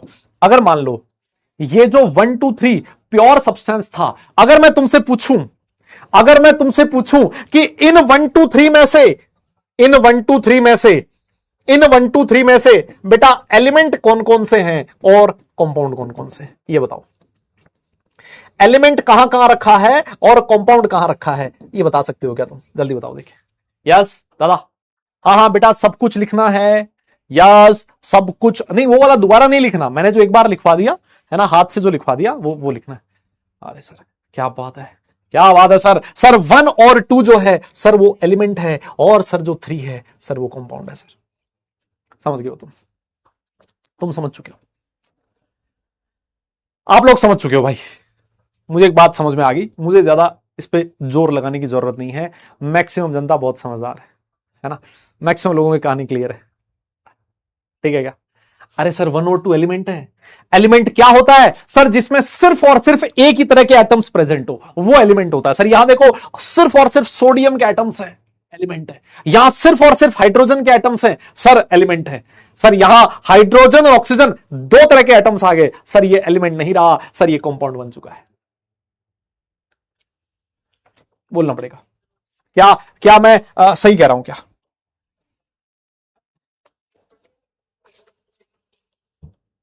यस, क्या मैं सही कह रहा हूं क्या? Yes, very good sir. आ जाओ। तो सबसे पहले अगर मुझे एलिमेंट की डेफिनेशन लिखनी हो, यस, सबसे पहले अगर मुझे एलिमेंट की डेफिनेशन लिखनी हो तो मैं क्या लिखूं? क्या मैं ऐसे लिख सकता हूं, एक ऐसा प्योर सब्सटेंस कंटेनिंग, अरे sir containing only only 1 type of atoms, क्या ऐसा लिखा जा सकता है क्या? दादा बोलना पड़ेगा यार, हाँ ना में जवाब देना पड़ेगा यार। क्या ऐसा लिखा जा सकता है क्या जहां सिर्फ और सिर्फ एक ही तरह के एटम्स प्रेजेंट हो? एग्जांपल जैसे मैं ले लूं सर, सोडियम इसका एग्जांपल है, सिर्फ और सिर्फ सोडियम है सर। एजी है, गोल्ड है, बहुत पैसे बढ़ रखे हैं भाई, बहुत महंगा हो रखा है। हाँ, एल्यूमिनियम है सर, H2 है सर, O2 है सर, N2 है सर, P4 है सर, S8 है। ये सारे के सारे किसके एग्जांपल है सर? एलिमेंट्स के एग्जांपल है सर, क्योंकि सिर्फ और सिर्फ एक ही तरह के एटम्स है, कोई दूसरा एटम यहां प्रेजेंट नहीं है। और मैं आपकी जानकारी के लिए बता दूं, नोट में मैं एक पॉइंट लिखना चाहता हूं, कि can not be decomposed, can not be, और मेरी बात अगर आपके कानों तक पहुंचे तो आप मुझे जरूर बताइएगा, by can not be decomposed into simpler substances bye chemical methods also. Sir physical method से तो नहीं कर सकते थे, एलिमेंट्स जो होते हैं उनको तो आप केमिकल मेथड से भी अलग नहीं कर सकते, उनको तो आप केमिकल मेथड से भी अलग नहीं कर सकते। A pure substance containing only 1 type of atoms is called as element, and element के जो components हैं उनको आप simpler substances में convert नहीं कर सकते by chemical methods also। Sir physical method से तो वैसे ही नहीं कर सकते थे, chemical method से और नहीं कर सकते, बोलना पड़ेगा आपको। हाँ सर ये तो वैसे ही सिंपलर है, और क्या सिंपलर होंगे सर? ये तो वैसे ही सिंपलर है sir. Yes yes yes yes, हाँ क्योंकि वो पहले से ही बहुत छोटे हैं, है ना, सबसे छोटे हैं, बिल्डिंग ब्लॉक है। एलिमेंट जो होता है वो बिल्डिंग ब्लॉक होता है ना। हाँ, इससे ज्यादा छोटा कुछ नहीं होता। तो चाहे आप फिजिकल मेथड लगा दो, चाहे आप केमिकल मेथड लगा दो, नहीं टूटेगा सर। आप डन लिख दीजिए, अगर इतना आपने नोट कर लिया है तो आप डन लिखिए, फिर मैं आपको आगे ले चलना चाहता हूं। यस, फिर मैं आपको आगे ले चलना चाहता हूं। यस, और मैं आपको कंपाउंड पे ले चलना चाहता हूं, कंपाउंड पे।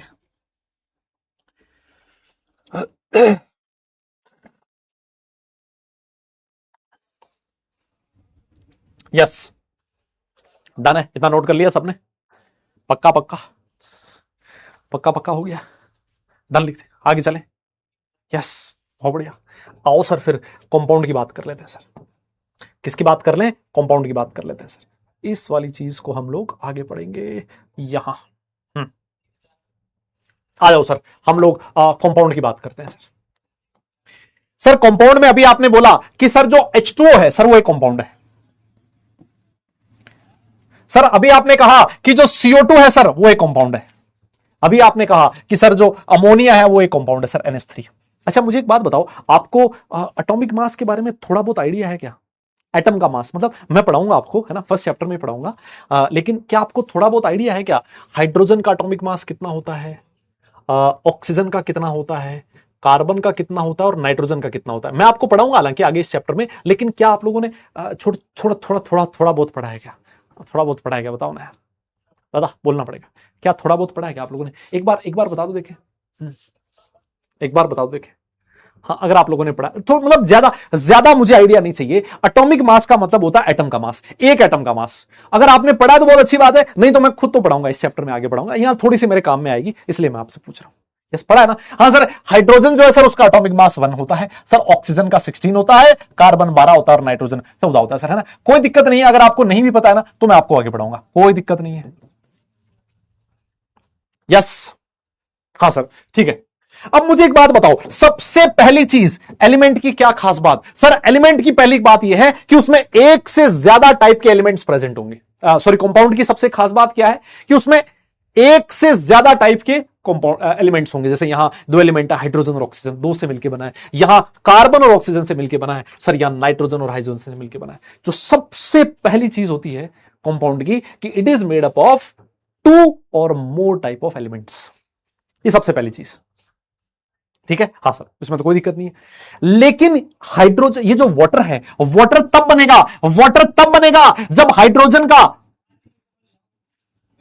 2 यूनिट और ऑक्सीजन का 16 यूनिट आपस में रिएक्ट करें। दो हाइड्रोजन के एटम्स और एक ऑक्सीजन का एटम, मास कितना हो गया? हाइड्रोजन के एक एटम का मास 1 होता है तो दो एटम का मास 2 हो गया और ऑक्सीजन का 16 हो गया। मैं आपकी जानकारी के लिए बता दूं, वाटर तभी बन सकता है जब हाइड्रोजन और ऑक्सीजन किस मास रेशियो में रिएक्ट करें? 2:16 इस मास के रेशियो में रिएक्ट करें। अगर हाइड्रोजन और ऑक्सीजन का मास 2:16 नहीं है या फिर 1:8 नहीं है तो कभी भी वाटर नहीं बन सकता, कभी भी पानी नहीं बन सकता। खास बात क्या है कि ये जो एलिमेंट्स का बाई मास रेशियो है, बाई मास प्रोपोर्शन है, it should be same, it should be constant, it should be definite. आपको बोलना पड़ेगा, क्या मैं सही कह रहा हूं? क्या मैं सही कह रहा हूं? क्या मैं आपको यह कहना चाहता हूं कि CO2 तभी बन सकता है जब कार्बन और ऑक्सीजन का बाई मास रेशियो 12:32 हो, मतलब 3:8 हो। मैं आपको यह कहना चाहता हूं, मैं आपको यह बताना चाहता हूं कि NH3 तभी बन सकता है जब नाइट्रोजन और हाइड्रोजन का मास रेशियो 14:3 हो। अगर ये मास रेशियो नहीं है तो ना तो वाटर बनेगा, ना CO2 बनेगा और ना ही NH3 बनेगा। खास बात यही है कि कंपाउंड तभी बनता है जब एलिमेंट्स आपस में एक फिक्स मास प्रोपोर्शन में रिएक्ट करें। क्या मेरी बात समझ में आ रही है? क्या मेरी बात आपको समझ में आ रही है? क्या तो अगर आप लोग कहो तो मैं इसकी डेफिनेशन लिख दूं? नहीं, आप लोग कहो तो मैं इसकी डेफिनेशन लिख दूं? इसकी डेफिनेशन बहुत आसान है। ओहो, लिखी दिया है यहां, ये डेफिनेशन लिखी हुई है आपके सामने, है ना? लिखी हुई है आपके सामने कि a pure substance which is made up of 2 और more different elements combined in a fixed proportion by mass. ये चीज बहुत इंपॉर्टेंट है बेटा, फिक्स्ड प्रोपोर्शन बाय मास, ये चीज बहुत इंपॉर्टेंट है। ये प्रोपोर्शन फिक्स होना जरूरी है।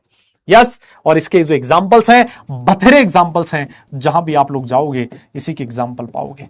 NH3 हो गया, HCl हो गया, आप जो भी देख लो, H2SO4, HNO3, SO2, SO3, भाई जितने एग्जांपल लिखते जाओ शाम तक कम पड़ जाएंगे। ये सारे इसके एग्जांपल्स हैं। यस, आपको बताना पड़ेगा। क्या इस चीज में किसी को दिक्कत है? क्या दो या दो से ज्यादा डिफरेंट एलिमेंट्स आपस में कंबाइन हो रहे हैं fix proportion by mass? Proportion fix होना चाहिए, ये जरूरी। हाँ, लॉ ऑफ कांस्टेंट प्रोपोर्शन पढ़ेंगे हम लोग, आगे पढ़ेंगे ना। हाँ, लॉ ऑफ प्रोपोर्शन आगे पढ़ेंगे। डन है क्या? हाँ, आप बाद में भी लिखना चाहो लिख सकते हो, कोई दिक्कत नहीं है ना, इट्स योर चॉइस। लेकिन अगर आपको बाद में लिखना है वो भी लिख सकते हो, कोशिश कर लो थोड़ा बहुत यहां पर भी लिख लो। अगर हो जाए ना दादा, अगर हो जाए तो डन लिख देना, फिर मैं आपको आगे ले चलूंगा। थोड़ा सा हो जाए तो डन लिख देना, आगे चलेंगे। हो जाए तो डन लिख देना, आगे चलेंगे।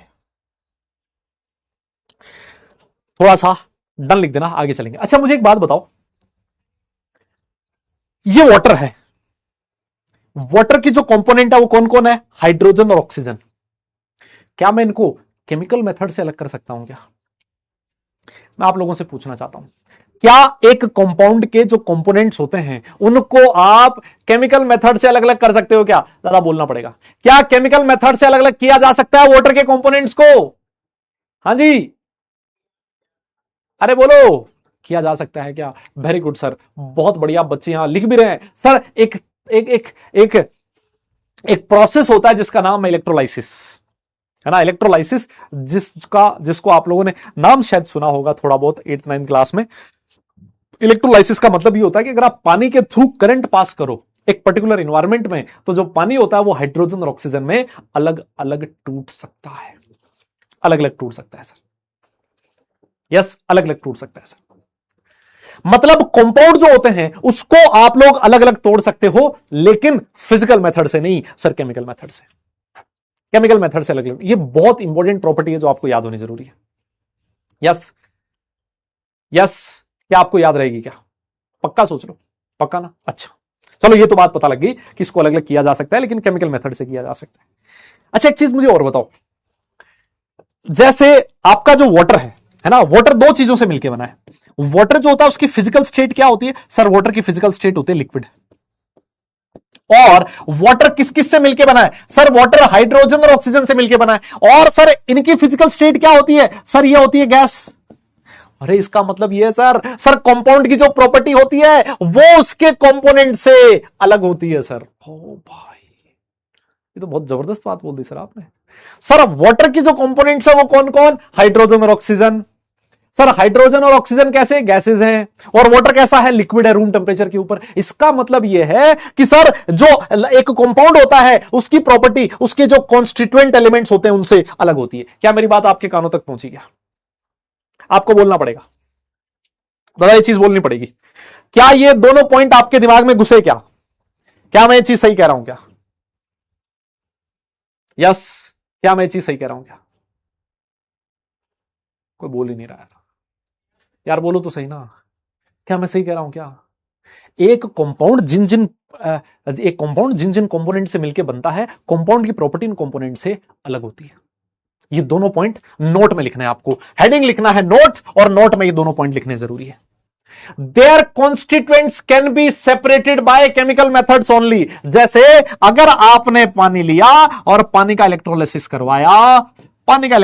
करवाया, तो सर H2+O2 बन गया सर। ये लीजिए सर।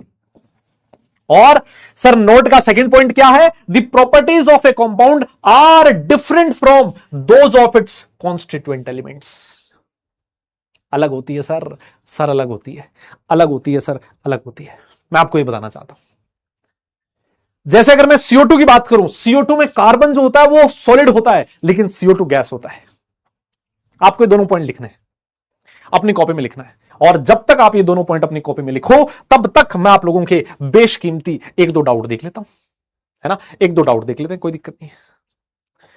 कॉमन डाउट्स सर थोड़ा हिंदी में समझा देना, मतलब वर्ड्स को, बिकॉज मैं बेटा यार देखो, मैं मतलब अब हिंदी तो नहीं बोल पाऊंगा यार, देखो क्योंकि ये जो बैच है ना, ये इंग्लिश बैच है ना। मैं समझाऊंगा हिंदी में, है ना, मैं समझाऊंगा हिंदी में, लेकिन बोलूंगा मतलब समझाऊंगा हिंदी में, लेकिन लिखूंगा इंग्लिश में, है ना। तो आई एम सो सॉरी, मैं सारी चीज हिंदी में नहीं लिख पाऊंगा बेटा, है ना। Yes sir, inter particle force of attraction का क्या मतलब है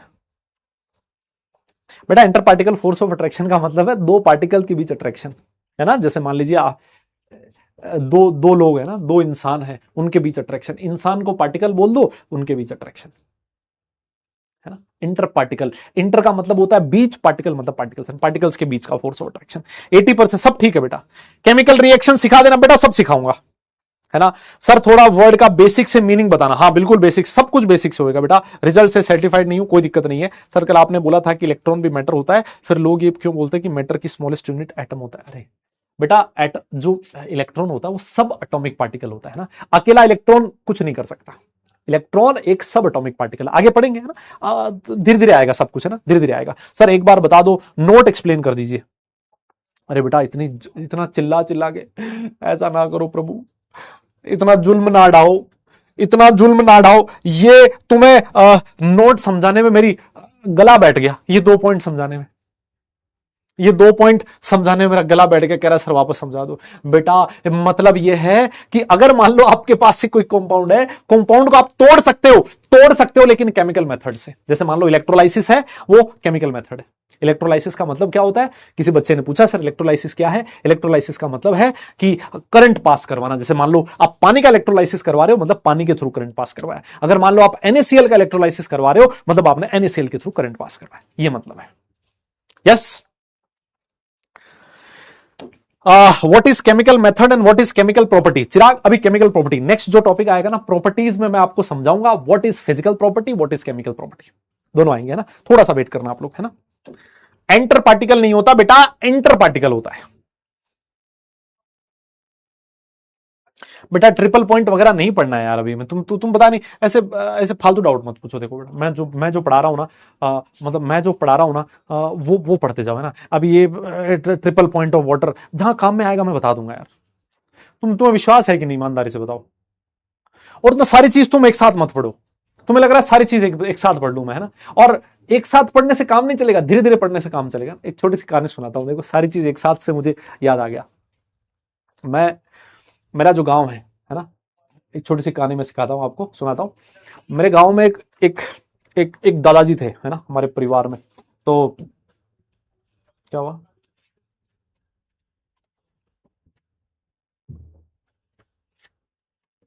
हाँ, तो एक बार क्या हुआ ना कि उनकी तबीयत खराब हो गई। तो ऐसे हमारे घर के पास में रहते थे वो, तो उनकी तबीयत खराब हो गई। तो वो डॉक्टर के पास गए, है ना। तो डॉक्टर के पास गए तो डॉक्टर ने बोला क्या दिक्कत है? उन्होंने कहा कि ऐसे ऐसे जुकाम हो गया, है ना, थोड़ा कमजोरी सी है बॉडी में, ऐसे चला नहीं जा रहा ऐसे। तो डॉक्टर ने बोला कि एक काम करो आप, बाबूजी एक काम करो आप ना, 2 किलो का च्यवनप्राश का डिब्बा लेके जाओ, है ना। ठीक है बोले सर, वो बोल डॉक्टर साहब ले लूंगा, और ये डिब्बा खत्म करके वापस आओ मेरे पास। बोले ठीक है। तो भाई साहब उन्होंने क्या किया, पास में दुकान थी मेडिकल की, शॉप से च्यवनप्राश का डिब्बा किया और घर लेके चले गए। अगले दिन वो वापस डॉक्टर साहब के पास आ गए। डॉक्टर साहब एकदम से हैरान, बोले बाबूजी मैंने आपसे कहा था कि ये 2 किलो च्यवनप्राश खा के आना है। बोले खा लिया, निपटा दिया। बोला आधा किलो घर पहुंचा तब खा लिया, किलो पर दिन रात को खा लिया, सुबह वापस आया आधा किलो, 2 किलो च्यवनप्राश निपटा दिया। आप बताओ करना क्या है? डॉक्टर ने हाथ जोड़ लिए, बोले ऐसे नहीं करना था, आपका पेट खराब हो जाएगा, आप चले जाओ, आपको कोई दिक्कत नहीं है ना। जो इंसान एक दिन में 2 किलो च्यवनप्राश खा जाए और मेरे सामने खड़ा है फिर भी अच्छे से, उसको कोई दिक्कत नहीं है। तो मैं आपको इस कहानी से यह समझाना चाहता हूं मेरे भाइयों कि सब कुछ एक साथ करने से फायदा नहीं होता, है ना, उससे नुकसान हो सकता है। थोड़ा थोड़ा थोड़ा थोड़ा थोड़ा थोड़ा करोगे ना तो फायदा होएगा, है ना। तुम्हें लग रहा है ना कि अभी कंटेंट इतना कम है, तो तुम्हें ऐसा लग रहा है कि मैं सारी चीजें आज ही पढ़ लूं, सर मुझे सब कुछ आज ही पढ़ा दो, मैं सब कुछ आज ही सीख जाऊं। नहीं, मैं सारे वर्ड्स, बहुत सारे नाम एक साथ ले दूं, कोई फायदा नहीं है।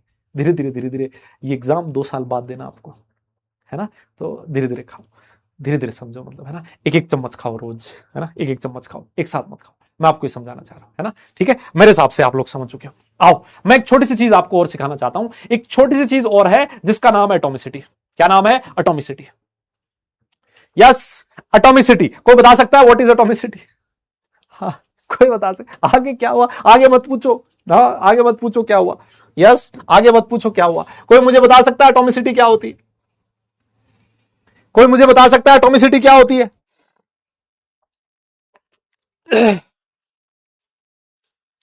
कोई मुझे बता सकता है एटॉमिसिटी क्या होती है? हाँ जी, अरे बताओ। यस, एटॉमिसिटी का मतलब है sir number of atoms, number of atoms, number of atoms present in A molecule, है ना। Number of atoms present in A molecule, एक मॉलिक्यूल के अंदर जितने एटम्स होते हैं उनको हम लोग एटॉमिसिटी बोलते हैं, है ना। जैसे मान लीजिए मैं आपके सामने कुछ एग्जांपल्स लिख रहा हूं, है ना, यहां पर मैंने एग्जांपल लिख दिए और मैं आपको उससे पूछना चाहता हूं उनकी एटॉमिसिटी, है ना। मैं आपसे पूछना चाहता हूं उनकी एटॉमिसिटी। जैसे मान लो मैंने लिखा है H2, मैंने लिख दिया O3, मैंने लिखा P4, मैंने लिखा S8, है ना। और भी लिख सकते हैं, है ना, हमारी मर्जी है।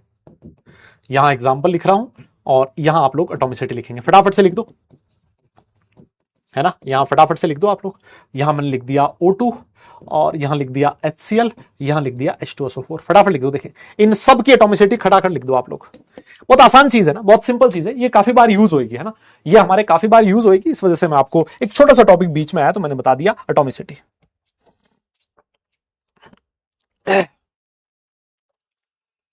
यस सर, यहां देखिए सर, इस मॉलिक्यूल के अंदर 2 एटम है तो एटॉमिसिटी 2 हो गई। सर यहां 3 एटम है तो 3 हो गई। यहां 4 एटम है तो 4 हो गई। सर 8 है तो 8 हो गई। सर यहां 2 है तो 2 हो गई। यहां भी 2 है सर तो 2 हो गई। यहां कितने, 4 1 5 2 7 है सर, कोई दिक्कत नहीं, कोई दिक्कत नहीं है सर। ठीक है, तो सर ये बहुत सिंपल सा टॉपिक है, number of items present in A molecule, उसको हम लोग एटॉमिसिटी बोलते हैं। ठीक है, लिख दो सर, और अगर हो जाए तो सर डन लिखिए। फिर हम लोग मिक्सचर की बात करेंगे। किसकी बात करेंगे दादा? मिक्सचर। मिक्सचर क्या होता है इसकी बात करेंगे। हाँ, मिक्सचर की बात करेंगे। हाँ जी, हाँ जी, यस, हो जाए तो डन लिख दो, फिर आगे चलते हैं। यस, हाँ,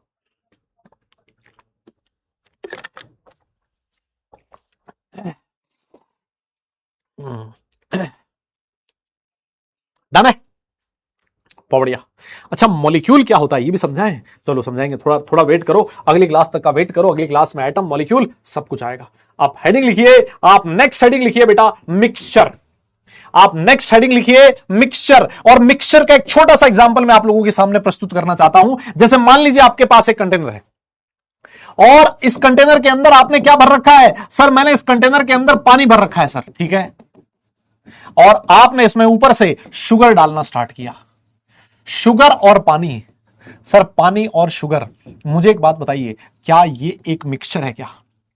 हाँ सर, मिक्सचर जो होता है वो 2 या 2 से ज्यादा सब्सटेंसेस से मिलकर बनता है। लेकिन मुझे एक बात बताओ, अगर आपको पानी और शुगर का मिक्सचर बनाना है तो क्या ऐसा फिक्स है कि 1 चम्मच डालने से ही मिक्सचर बनेगा, या 2 चम्मच डालने से मिक्सचर बनेगा, या 3 चम्मच डालने से मिक्सचर बनेगा, या फिर कितने भी चम्मच डाल दो मिक्सचर बन जाएगा? बोलो ना यार दादा।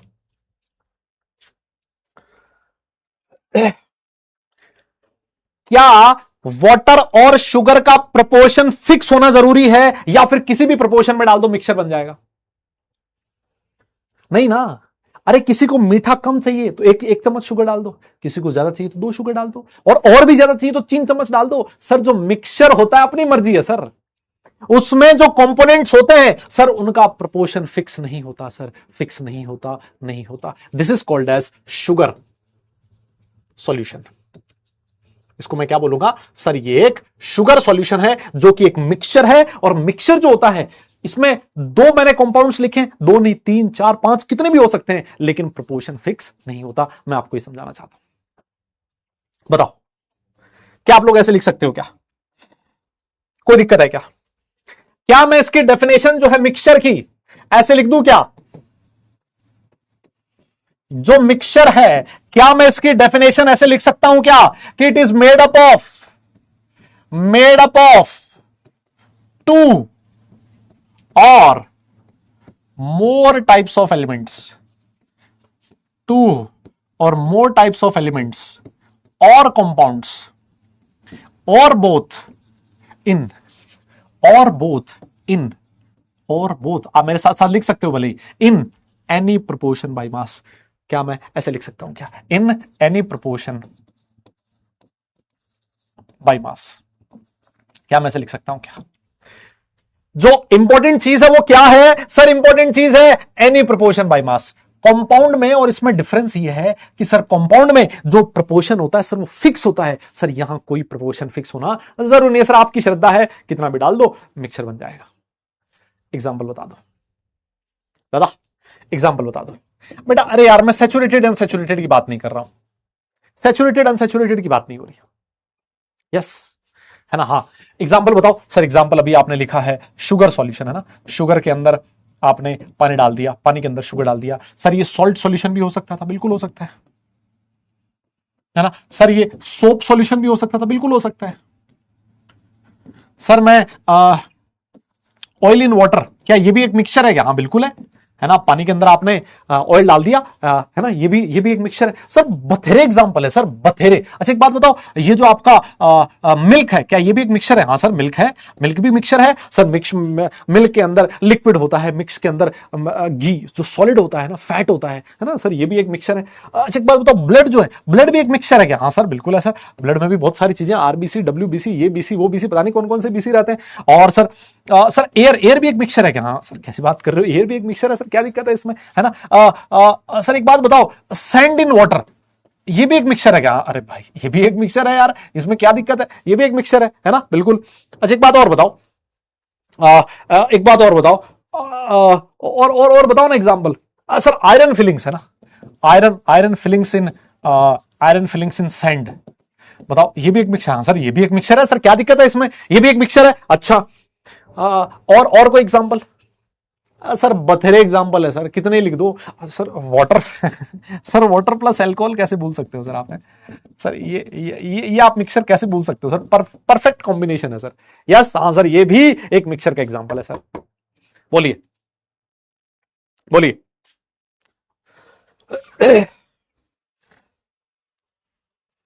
यस और भी कोई एग्जांपल हो जो आप बता सकते हो? और भी कोई एग्जांपल्स है जो आप लोग बता सकते हो? हाँ हाँ हाँ, टी हो सकता है, अलोय हो सकते हैं, अरे अलोय लिख दो, लो बढ़िया बढ़िया वाले एग्जांपल लिखे हैं मैंने तो, है ना। अलोय हो सकता है ना, अलोय हो सकता है, बिल्कुल हो सकता है। टी हो सकता है, और कॉफी, हाँ टी कॉफी तो एक ही बात होगी। लेमन जूस हो सकता है, लेमनेड हो सकता है, रेड बुल, और हाँ मतलब बहुत सारे हो सकते हैं। हाँ, हाँ, बहुत स्मोक फॉग, मतलब जिले बहुत सारे हो सकते हैं। मुझे पता है तुम्हें बहुत सारी चीजें पता है, मतलब लेकिन इतना लिख लो, है ना, इतना लिख लो। यस हाँ, टी होता है बेटा, होता है ना, टी होता है। आप तो एक काम करो, डन लिख दो, इतना इतना हो जाए तो डन लिख दो। हाँ इतना हो जाए तो डन लिख दो। हाँ यूरिन देख रहे हो यूरिन याद हमें, कौन सी चीजें, कौन से समय याद आ रही है आपको, बताओ। हाँ जल्दी लिखो। यस हाँ डन लिख दो आप तो। हाँ पेट्रोल सब ब्रास, हाँ ब्रास बेटा अलोई होता है ना, ब्रास जो है वो अलोई होता है। डन है, हो गया क्या?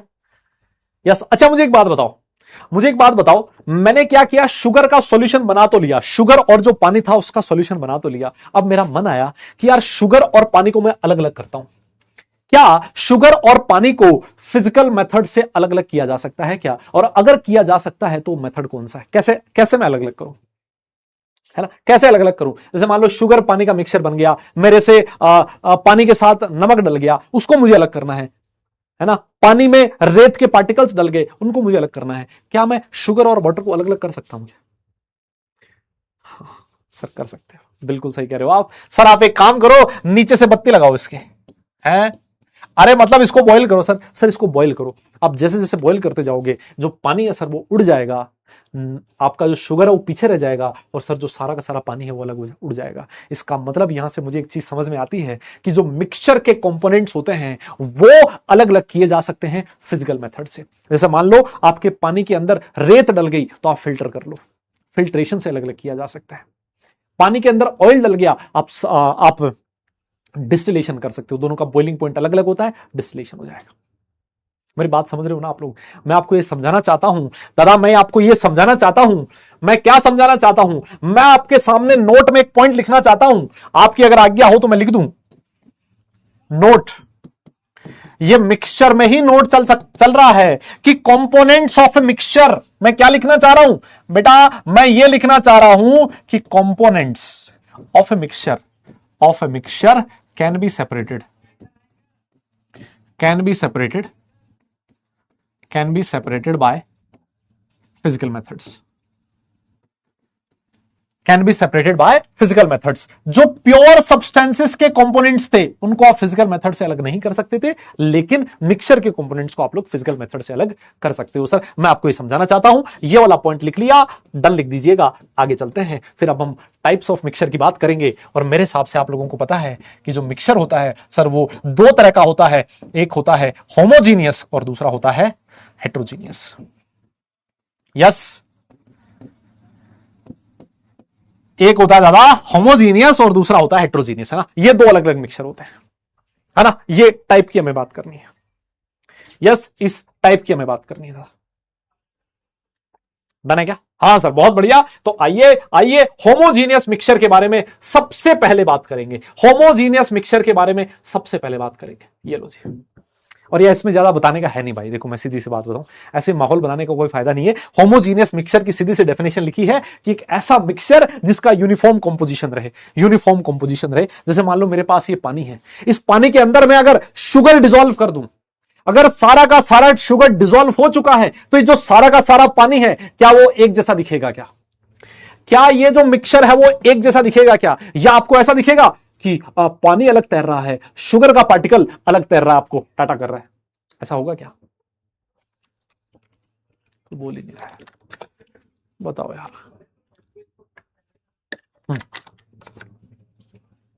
नहीं तुम बताओ, क्या ऐसा होगा क्या?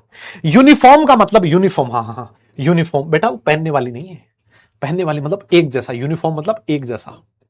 क्या पूरा का पूरा मिक्सचर आपको एक जैसा दिखेगा क्या? बताओ। यस, क्या आपको एक जैसा दिखेगा?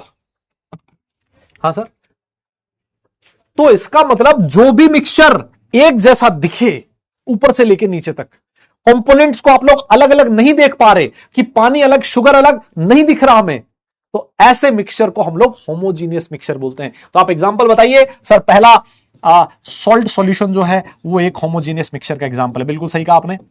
और शुगर सॉल्यूशन जो है सर वो भी एक होमोजीनियस मिक्सचर का एग्जांपल है। कुछ एग्जांपल्स मैं आपको और भी लिखवाऊंगा, अभी रुको।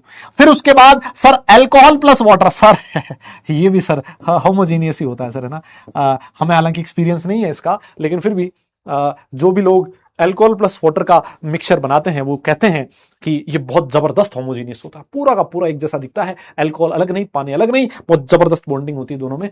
यस, हाँ, यस, बहुत बढ़िया, जबरदस्त।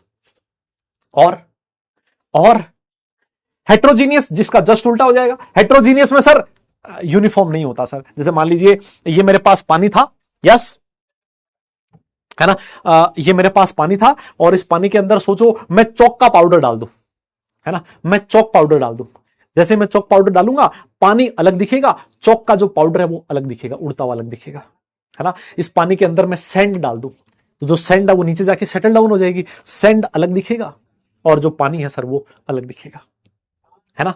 तो सर वो कंपोनेंट यूनिफॉर्म नहीं है सर, वो जो मिक्सचर है वो यूनिफॉर्म नहीं है सर, है ना, वो अलग अलग दिख रहा है सर, है ना। हम लोग कंपोनेंट्स को अपनी आंखों से भी देख पाएंगे, कई बार हम लोग आंखों से भी देख पाते हैं।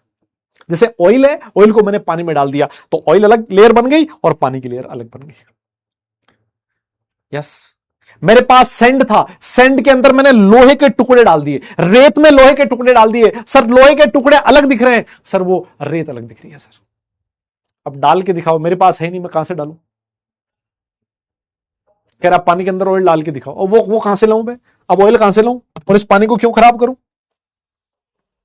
मतलब तुम मोटा मोटा ये समझ में आ गया ना कि सर यूनिफॉर्म नहीं होता सर, हेट्रोजीनियस मिक्सचर जो है ना सर वो यूनिफॉर्म नहीं होता। यस, आ जाओ, देखो जरा डेफिनेशन क्या यही लिखी हुई है क्या? दादा डेफिनेशन चेक करो, क्या ये लिखी हुई है क्या? लिखता है the composition is not uniform throughout and sometimes different components are visible. Sir different components visible होते हैं, समटाइम्स इंपॉर्टेंट है, हर बार नहीं होते लेकिन कुछ कुछ टाइम विजिबल होते हैं। जैसे पानी के अंदर अगर आपने ऑयल डाला तो ऑयल अलग पानी अलग, दोनों कंपोनेंट दिख रहे हैं। आपने पानी के अंदर सैंड के पार्टिकल्स डाले तो रेत अलग पानी अलग, रेत के अंदर आपने अगर वो क्या डाला, आयरन डाला तो रेत अलग आयरन अलग दिख रहे हैं सर। क्या आपको मेरी बात समझ में आ रही है क्या? मैं एग्जांपल लिखना चाहता हूं इसके sir, oil in water, oil in water इसका बहुत प्यारा एग्जांपल है सर। यस, और एग्जांपल आप लोग लिख सकते हो, बताओ। वाटर एंड चॉक पाउडर, ये भी सर इसका एक एग्जांपल है। यस, सैंड इन वाटर, ये भी इसका एक एग्जांपल है। Iron filings in water in sand, ये भी इसका एक एग्जांपल हो सकता है सर, बिल्कुल हो सकता है, बताइए। हाँ, yes, very good, very good, अब मेरा आपसे एक क्वेश्चन है। हाँ हाँ हाँ बेटा, मेरा आपसे एक क्वेश्चन है। ये इतना नोट हो जाए ना, इतना नोट हो जाए तो डन लिख के बताओ। अब मैं आपको कुछ अलग से एग्जांपल करवा रहा हूं ना, कुछ स्पेशल एग्जांपल्स मैं आपको करवाना चाहता हूं। हाँ, अभी अभी कोलोइड भी आएगा, थोड़ा रुको तो सही, थोड़ा वेट तो करो बे, थोड़ा वेट करो। हाँ, इतना लिखो। अब मैं आपको कुछ स्पेशल एग्जांपल्स लिखवाने चाह रहा हूं, कुछ स्पेशल एग्जांपल्स, वो जो मुझे करवाने हैं। इतना एक बार के लिए आप लोग नोट करो, इतना एक बार के लिए नोट करो। हो गया क्या? डन हो गया? अब मैं आपके सामने क्वेश्चन लिखना चाह रहा हूं। क्वेश्चन है, एक मैंने लिखा है एयर और एक मैंने लिखा है अलॉय। एयर एंड अलॉय, ठीक है। आपके सामने चार ऑप्शन है। पहला, होमो हेट्रो। पहला ऑप्शन कि एयर होमो है और अलॉय हेट्रो है। बी ऑप्शन, सर ये हेट्रो है और ये होमो है। आपको बताना है कौन सा ऑप्शन सही है। सी ऑप्शन, सर ये हेट्रो और सर ये भी हेट्रो, ठीक है। और सर डी ऑप्शन है, सर डी ऑप्शन है, ये होमो और ये भी होमो। आपको बताना है which of the following option is correct, कौन सा ऑप्शन करेक्ट है। हाँ, आपको ये बताना है कि इन दोनों में से कौन सा ऑप्शन करेक्ट है। क्या मैं आपके सामने पोल दे सकता हूं? क्या मैं आपके सामने पोल दे सकता हूं? पक्का पोल आप लोगों की स्क्रीन पर, और मैं सिर्फ 30 सेकंड का पोल दूंगा दादा, क्योंकि मुझे आपकी काबिलियत पे पूरा विश्वास है। 30 सेकंड का पोल आप लोगों की स्क्रीन पर ये रहा। करो टिक लगाओ, जबरदस्त, जल्दी से लगा दो टिक। हाँ, अभी पता लगे कितने होशियार हो तुम, कितने पानी में हो और कितने बाहर हो, कितना 10th क्लास अच्छे से पढ़ के आए हो।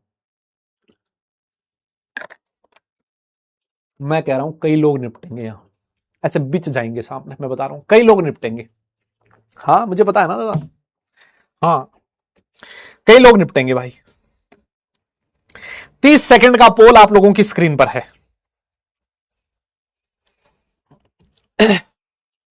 यस, 30 सेकंड का पोल आप लोगों की स्क्रीन पर है। 30 सेकंड का पोल आप लोगों की स्क्रीन पर है और खत्म होने जा रहा है पोल, और पोल खत्म होने जा रहा है। मैं कह रहा हूं इसमें कई लोग बिछेंगे अभी, और ये रिजल्ट देख लेते हैं एक बार के लिए। मैं तुमसे कह रहा था, ये क्या हुआ भाई? है? हाँ भाई,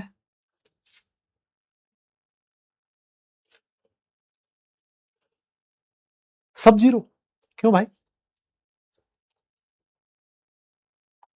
रिजल्ट क्यों नहीं आया? लीडर बोर्ड यहां तो दिखा रहा, अच्छा ये की दिखा, क्या हो गया भाई? ये भी मजे ले रहा है क्या हमारे? ये भी मजे ले रहा है क्या हमारे? आ, ये क्या बात हुई भाई? पोल ही नहीं आया। लो लो, वापस वापस वापस आ गया पोल, वापस आ गया। लो लो लो, आ गया आ गया, अभी आ गया। करो करो करो, देखें आ गया भाई लोगों, पोल आ गया आपकी स्क्रीन पर। अरे वापस आ गया है, हाँ वापस आ गया है। ये लो पोल देखो आपकी स्क्रीन पर है।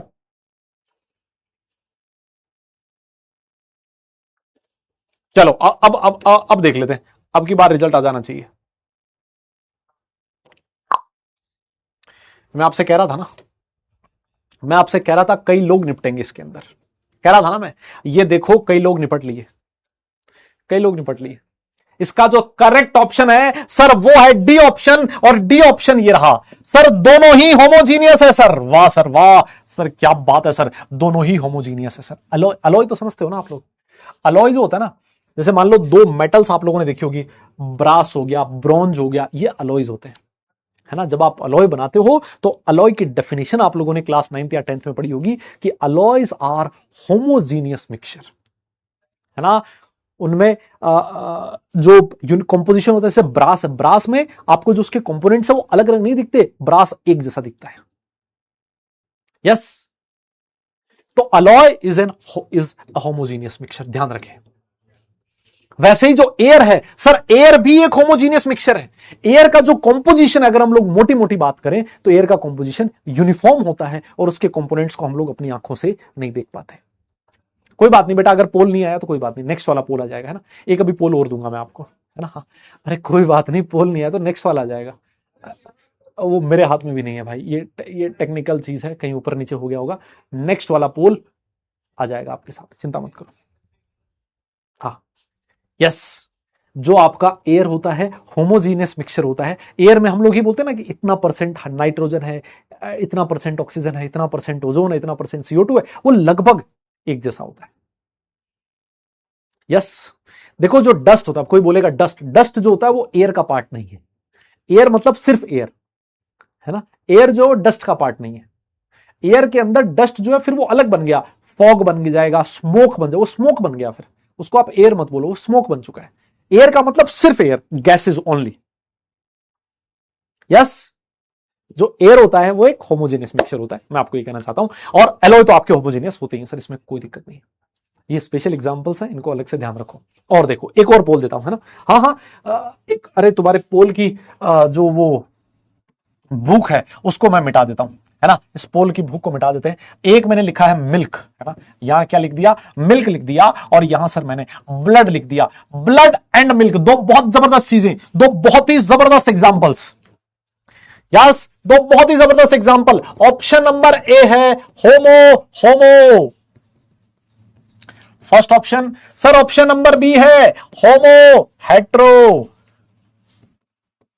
Yes sir, option number C है हेट्रो। और सर ऑप्शन नंबर डी है हेट्रो होमो। लो जी सर, ये रहा आपके सामने चार ऑप्शन। आपके सामने चार ऑप्शन है, आपके सामने चारों ऑप्शंस हैं। और मैं कह रहा हूं इस ऑप्शन में भी कई लोग निपटेंगे भाई, इस पोल में भी कई लोग निपटेंगे। मैं बता रहा हूं, पोल मैं आप लोगों की स्क्रीन पर देना चाहता हूं। आपके सामने 30 सेकंड का पोल, ये रहा पोल आपके सामने आ चुका है। हाँ, पोल आप लोगों की स्क्रीन पर है। कई निपटेंगे भाई, कई निपटेंगे, मैं बता रहा हूं। हाँ, यस, कई लोग निपटेंगे दादा। हाँ हाँ हाँ, मैं बता रहा हूं भाई, माहौल एकदम चिल्ड कर रखा है यार, ऐसे ठंड सी लगने लग गई मुझे तो।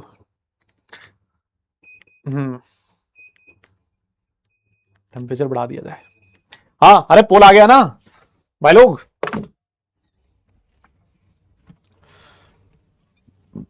ओह,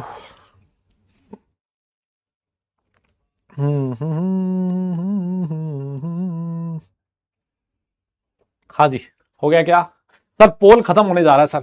सर पोल खत्म हो चुका है, और इसमें मैं एक ऑप्शन पे टिक मार के रिजल्ट देखना चाहता हूं सर। ये देखो। मैं कह रहा था भाई, मैं कह रहा था, कई बार जो दिखता है वो होता नहीं है, और जो कई बार होता है वो दिखता नहीं है। हमारी आंखें भी धोखा खा जाती हैं कई बार, है ना। कई बार हमारी आंखें भी धोखा खा जाती हैं, और ये तुम धोखा खा गए। तुम्हें क्या लगा, मिल्क, पानी, आप मिल्क डालो एक ग्लास के अंदर, तो मिल्क जो सर ऊपर से नीचे एक जैसा दिखता है। ब्लड को आप ग्लास में डालो सर, ऊपर से नीचे एक जैसा दिखता है। तो सर जब अगर एक जैसा दिख रहा है, अगर कॉम्पोजिशन यूनिफॉर्म है, तो सर वो होमोजीनियस होना चाहिए सर, है ना। जबकि मैं आपको बताऊं, ये दोनों ही हेट्रोजीनियस होते हैं, मिल्क भी। और प्रियांशी बहुत जबरदस्त, प्रतीक, शिवम, टाइगर, अनुज कुमार और नवदीप प्रकाश शुक्ला। मात खा गए हो तुम लोग, मात खा गए बेटा। दोनों ही हेट्रोजीनियस होते हैं। बात यह है कि जो मिल्क है उसके भी बहुत सारे कंपोनेंट्स होते हैं। उसका कंपोजिशन यूनिफॉर्म नहीं होता है, उसका कंपोजिशन यूनिफॉर्म नहीं होता। लेकिन सर हमें तो नहीं दिखता। मैंने कहा बेटा हमें दिखता, क्यों? क्योंकि हमारी आंखें नहीं देख पाती। हमारी जो आंखें हैं उनकी एक सर्टेन कैपेसिटी है कि वो क्या देख सकती है, कितनी छोटी चीज दे सकती है। जो आपका मिल्क होता है उसके अंदर लिक्विड तो होता ही है, साथ साथ फैट्स भी होते हैं, सॉलिड्स भी होते हैं। बात सिर्फ इतनी सी है कि उसको हम लोग, हमारी आंखें नहीं देख पा रही है। बात सिर्फ इतनी सी है सर। जो ब्लड है, ब्लड के अंदर बहुत सारे डिफरेंट डिफरेंट कंपोनेंट्स होते हैं, लेकिन सर हमारी आंखें नहीं देख पाती उन कंपोनेंट्स को। तो इसका मतलब ये थोड़ी ना है कि जिसको हमारी आंखें नहीं देख पाए वो है ही नहीं। बिल्कुल है सर, वो एग्जिस्ट करता है, लेकिन हमारी आंखों की एक सर्टेन कैपेसिटी है। आपको जानकर ये बड़ी खुशी होगी कि ये जो मिल्क और ब्लड होते हैं सर, ये कोलोइड्स होते हैं। These are colloids. अगर आप लोगों ने नाम सुना है तो, और अगर आप लोगों ने नाम नहीं सुना तो कोलोइड्स आप लोग कक्षा 12 में पढ़ोगे। इसीलिए मैंने आपसे कहा कि ये वो एग्जाम्पल्स हैं जो स्पेशल एग्जाम्पल्स हैं। हमेशा ध्यान रखें, ये जो कोलोइड्स होते हैं, कोलोइड्स आर हेट्रोजीनियस। कोलोइड्स दिखने में होमोजीनियस होते हैं लेकिन actually they are heterogeneous. Cheating होगी तुम्हारे साथ। सर ये गलत बात है सर ये आपने गलत किया हमारे साथ, है ना सर, ये कैसे पता लगेगा, है ना। किसी बच्चे ने पूछा, भी मैं देखा डाउट, सर ये कैसे पता लगेगा कि होमोजीनियस है क्या। तो मैंने कहा बेटा ये थोड़ा सा मतलब ध्यान रखना पड़ेगा, है ना, इसीलिए इनको स्पेशल एग्जांपल्स में बोला गया है ना। जो कोलोइड्स होते हैं, colloids are heterogeneous, colloids are heterogeneous but they seems to be homogeneous. वो लगता है कि होमोजीनियस है but actually they are heterogeneous. बताओ याद रखोगे क्या इसको दादा? क्या आप लोग, आज आपको डीपीपी मिलेगी, है ना, आपको डीपीपी मिलेगी, उस डीपीपी के अंदर आपको कुछ क्वेश्चंस मिलेंगे, है ना, वो क्वेश्चंस आप लोग देखना। उसके अंदर और भी आपके पास पोल आएंगे, है ना, क्विज आएगी, उस पर टिक करना कौन सा ऑप्शन सही है कौन सा ऑप्शन गलत है। यस यस, हाँ, colloids are heterogeneous, they seems to be, वो दिखने में ऐसा लगता है होमोजीनियस हो लेकिन एक्चुअली दे आर हेट्रोजीनियस। बताओ डन है क्या? क्या ये चीज क्लियर है क्या? यस, क्या ये चीज क्लियर है क्या बेटा? अब अभी के लिए इतना ही बोला है। हाँ पोल में, सर पोल में बड़ा मजा आता है ना, हाँ मुझे पता है पोल में बड़ा मजा आएगा तुम्हें, लेकिन अभी के लिए हम लोग पोल को यहीं खत्म करेंगे। और आपके सामने क्वेश्चन है, और ये जो क्वेश्चन है क्या मैं आप लोगों को होमवर्क में दे सकता हूं क्या? जल्दी से बताओ यार, कोई बोल ही नहीं रहा यार। बेटा पोल और करेंगे, अभी कल वाली क्लास में भी करेंगे ना। क्या मैं ये क्वेश्चंस आपको होमवर्क में दे सकता हूं क्या? कोई बोल ही नहीं रहा यार। भाई मैं किसको पढ़ा रहा हूं यार दादा? ये कर लोगे क्या? आपको ये पता लगाना है कि इसमें से एलिमेंट कौन सा है, कंपाउंड कौन सा है और मिक्सचर कौन सा है। बता लोगे क्या? पता लगा लोगे ना? पक्का? सोच लो एक बार। ठीक है सर, बहुत बढ़िया। इसी के साथ हमारा जो क्लासिफिकेशन का टॉपिक है वो हो चुका है खत्म, है ना। हम लोगों ने क्लासिफिकेशन को कर दिया खत्म, और अब हम लोग नेक्स्ट टॉपिक पे आ चुके हैं। नेक्स्ट टॉपिक का नाम है मैटर। की बात कर ली हमने कि मैटर कितनी तरह का है, मैटर का क्लासिफिकेशन कैसा है। सर अब मैटर की प्रॉपर्टीज कौन कौन सी होती हैं, मैटर की प्रॉपर्टीज के बारे में हम लोग बात करने वाले हैं। यस, मैटर की प्रॉपर्टीज के बारे में बात करने वाले हैं। अभी मेरे से कोई बच्चा पूछ भी रहा था, सर प्रॉपर्टीज केमिकल में क्या फर्क है? तो मैंने कहा यार अभी बोला था थोड़ी देर रुक जाओ। प्रॉपर्टीज जो होती है, मैटर की जो प्रॉपर्टीज होती है वो दो तरह की होती है। आपको नेक्स्ट हेडिंग लिखना है प्रॉपर्टीज ऑफ मैटर, और प्रॉपर्टीज दो तरह की होती है सर। एक होती है फिजिकल प्रॉपर्टीज और दूसरी होती है केमिकल। देखो आज भी हमने कुछ बहुत ज्यादा नहीं पढ़ा है ना। आपको लग रहा है भले पूरी क्लास में हम लोगों ने पढ़ा ही पढ़ा है, लेकिन बहुत छोटी छोटी चीजें हम लोगों ने कवर करी है। बेटा एंड क्यों एंड करना? तो समझ नहीं आ रही क्या चीजें है भाई? देखो मैं आराम आराम से भी पढ़ा रहा हूं और तुम मेरे से 10 मिनट पहले क्लास भी खत्म करवा रहे हो। ये तो बहुत गलत बात है। हाँ ये तो गलत बात है भाई। ये क्या बात हुई? 10 मिनट पहले भी छोड़ो और सर धीरे भी पढ़ाओ। अबे दोनों तरह से मार रहे हो भाई तुम मुझे। चलो एक काम करते हैं, सिर्फ फिजिकल प्रॉपर्टी पढ़ लेते हैं, सिर्फ फिजिकल। 2 मिनट का टॉपिक है भाई, 2 मिनट का टॉपिक है। मैं कह रहा हूं 2 मिनट का टॉपिक है, तुम कर लोगे मुझे बताए? हाँ अरे 40 नहीं हुए भाई, तू ऐसे तो तेरी उसके अंदर 40 नहीं 45 करके बोल देगा घड़ी में। सर मेरी घड़ी में 45 हो गए सर। सर बताओ छुट्टी दे दो सर, ऐसे थोड़ी होता है यार, गलत बात है। 5 मिनट और पढ़ लेते हैं ना, लास्ट में 2-3 मिनट पहले छोड़ देंगे। हाँ और क्या, बहुत धीरे धीरे पढ़ रहे हैं यार। सर दो तरह की प्रॉपर्टीज होती हैं, एक होती है फिजिकल प्रॉपर्टी, दूसरी होती है केमिकल प्रॉपर्टी। क्या कोई ऐसा बच्चा है जो मुझे बता सके कि कौन सी प्रॉपर्टीज को फिजिकल प्रॉपर्टीज बोला जाएगा? हाँ कोई बच्चा हो। सर एक डेफिनेशन लिख देते हैं ना सर, डेफिनेशन लिखते ही हमें समझ में आ जाएगा कि फिजिकल प्रॉपर्टीज क्या होती है। दादा डेफिनेशन आपके सामने लिख रहा हूं, आप चाहो तो मेरे साथ साथ लिख सकते हो। यार पढ़ो ना यार भाई, ये गलत बात है। आओ आओ सर, देखो डेफिनेशन लिखते हैं सर पहले। दोज प्रॉपर्टीज, है ना, आप मेरे साथ साथ लिख सकते हो पहले ये definition. Those properties which can be measured. लड़ाई झगड़ा नहीं होना चाहिए चैट में, है ना, सारे आपके भाई बंद हैं। मेजर्ड और क्या लिख रहे हैं हम लोग? फिजिकल प्रॉपर्टीज की डेफिनेशन लिख रहे हैं कि those properties which can be measured, या फिर हाँ those properties which can be measured और ऑब्जर्व्ड। हाँ सर ठीक है। विदाउट क्या, विदाउट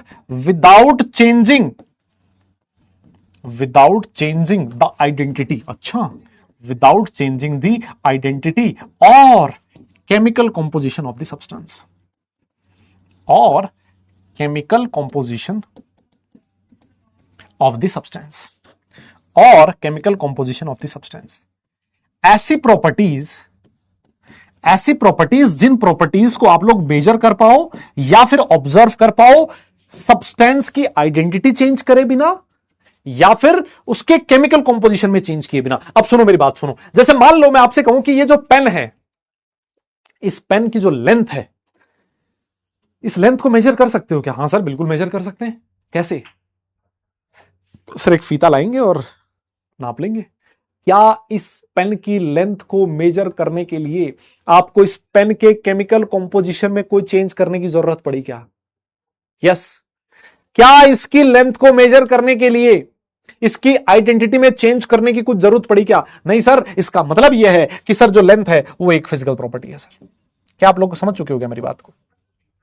या फिर ऐसा कह दो कि ऐसी प्रॉपर्टी जिसको देखने से उसका पता लग जाए, टेस्ट करने से पता लग जाए, सूंघने से पता लग जाए, मतलब वो सारी प्रॉपर्टीज को फिजिकल प्रॉपर्टीज बोलोगे।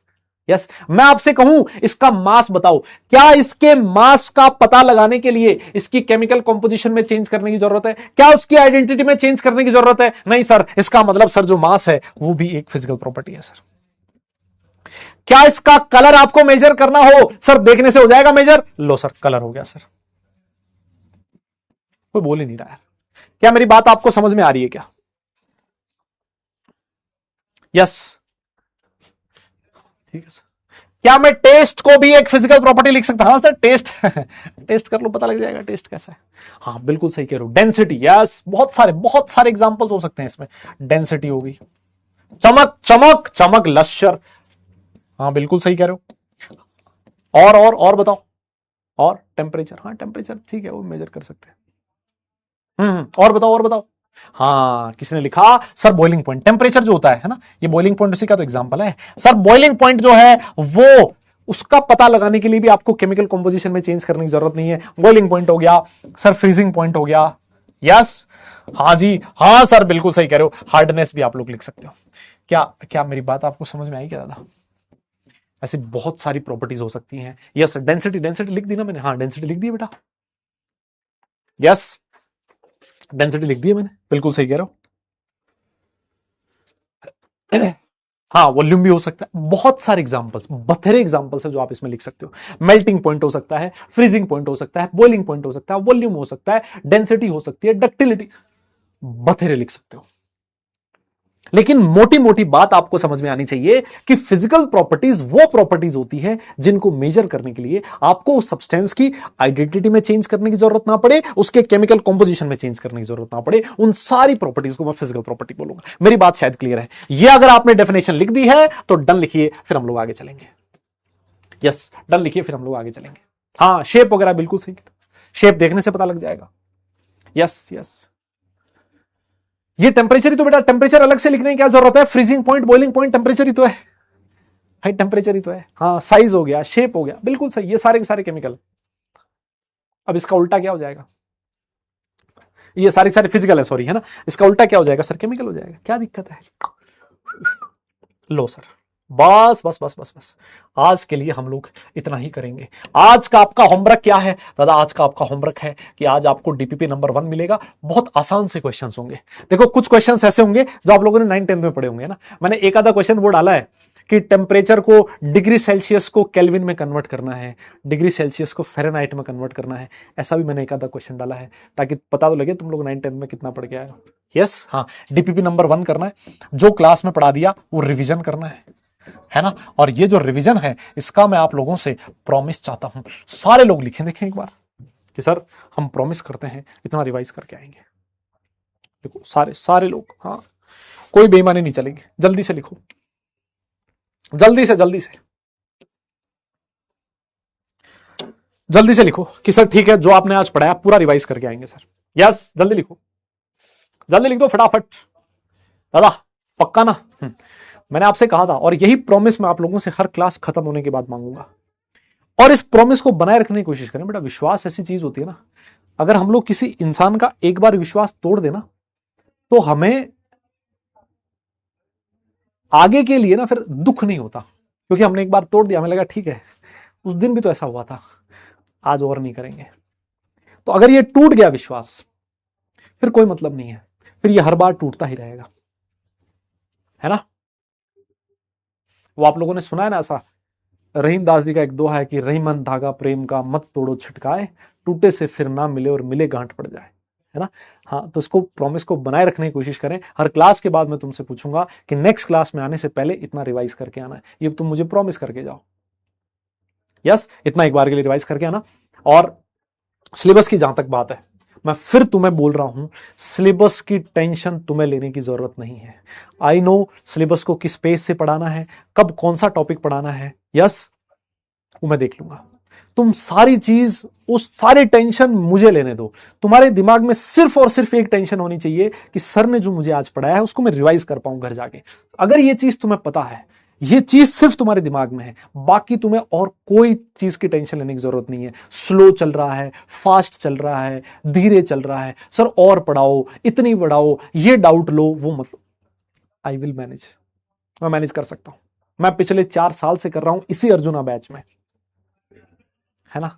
मुझे पता है क्या करना है, चिंता मत करो आप लोग, मैं सब देख लूंगा, तुम बस पढ़ते जाओ, ठीक है। हाँ, अब एक चीज और है जो मैं आप लोगों को बताना चाह रहा हूं, आप लोगों के पास फोन जीतने का मौका है।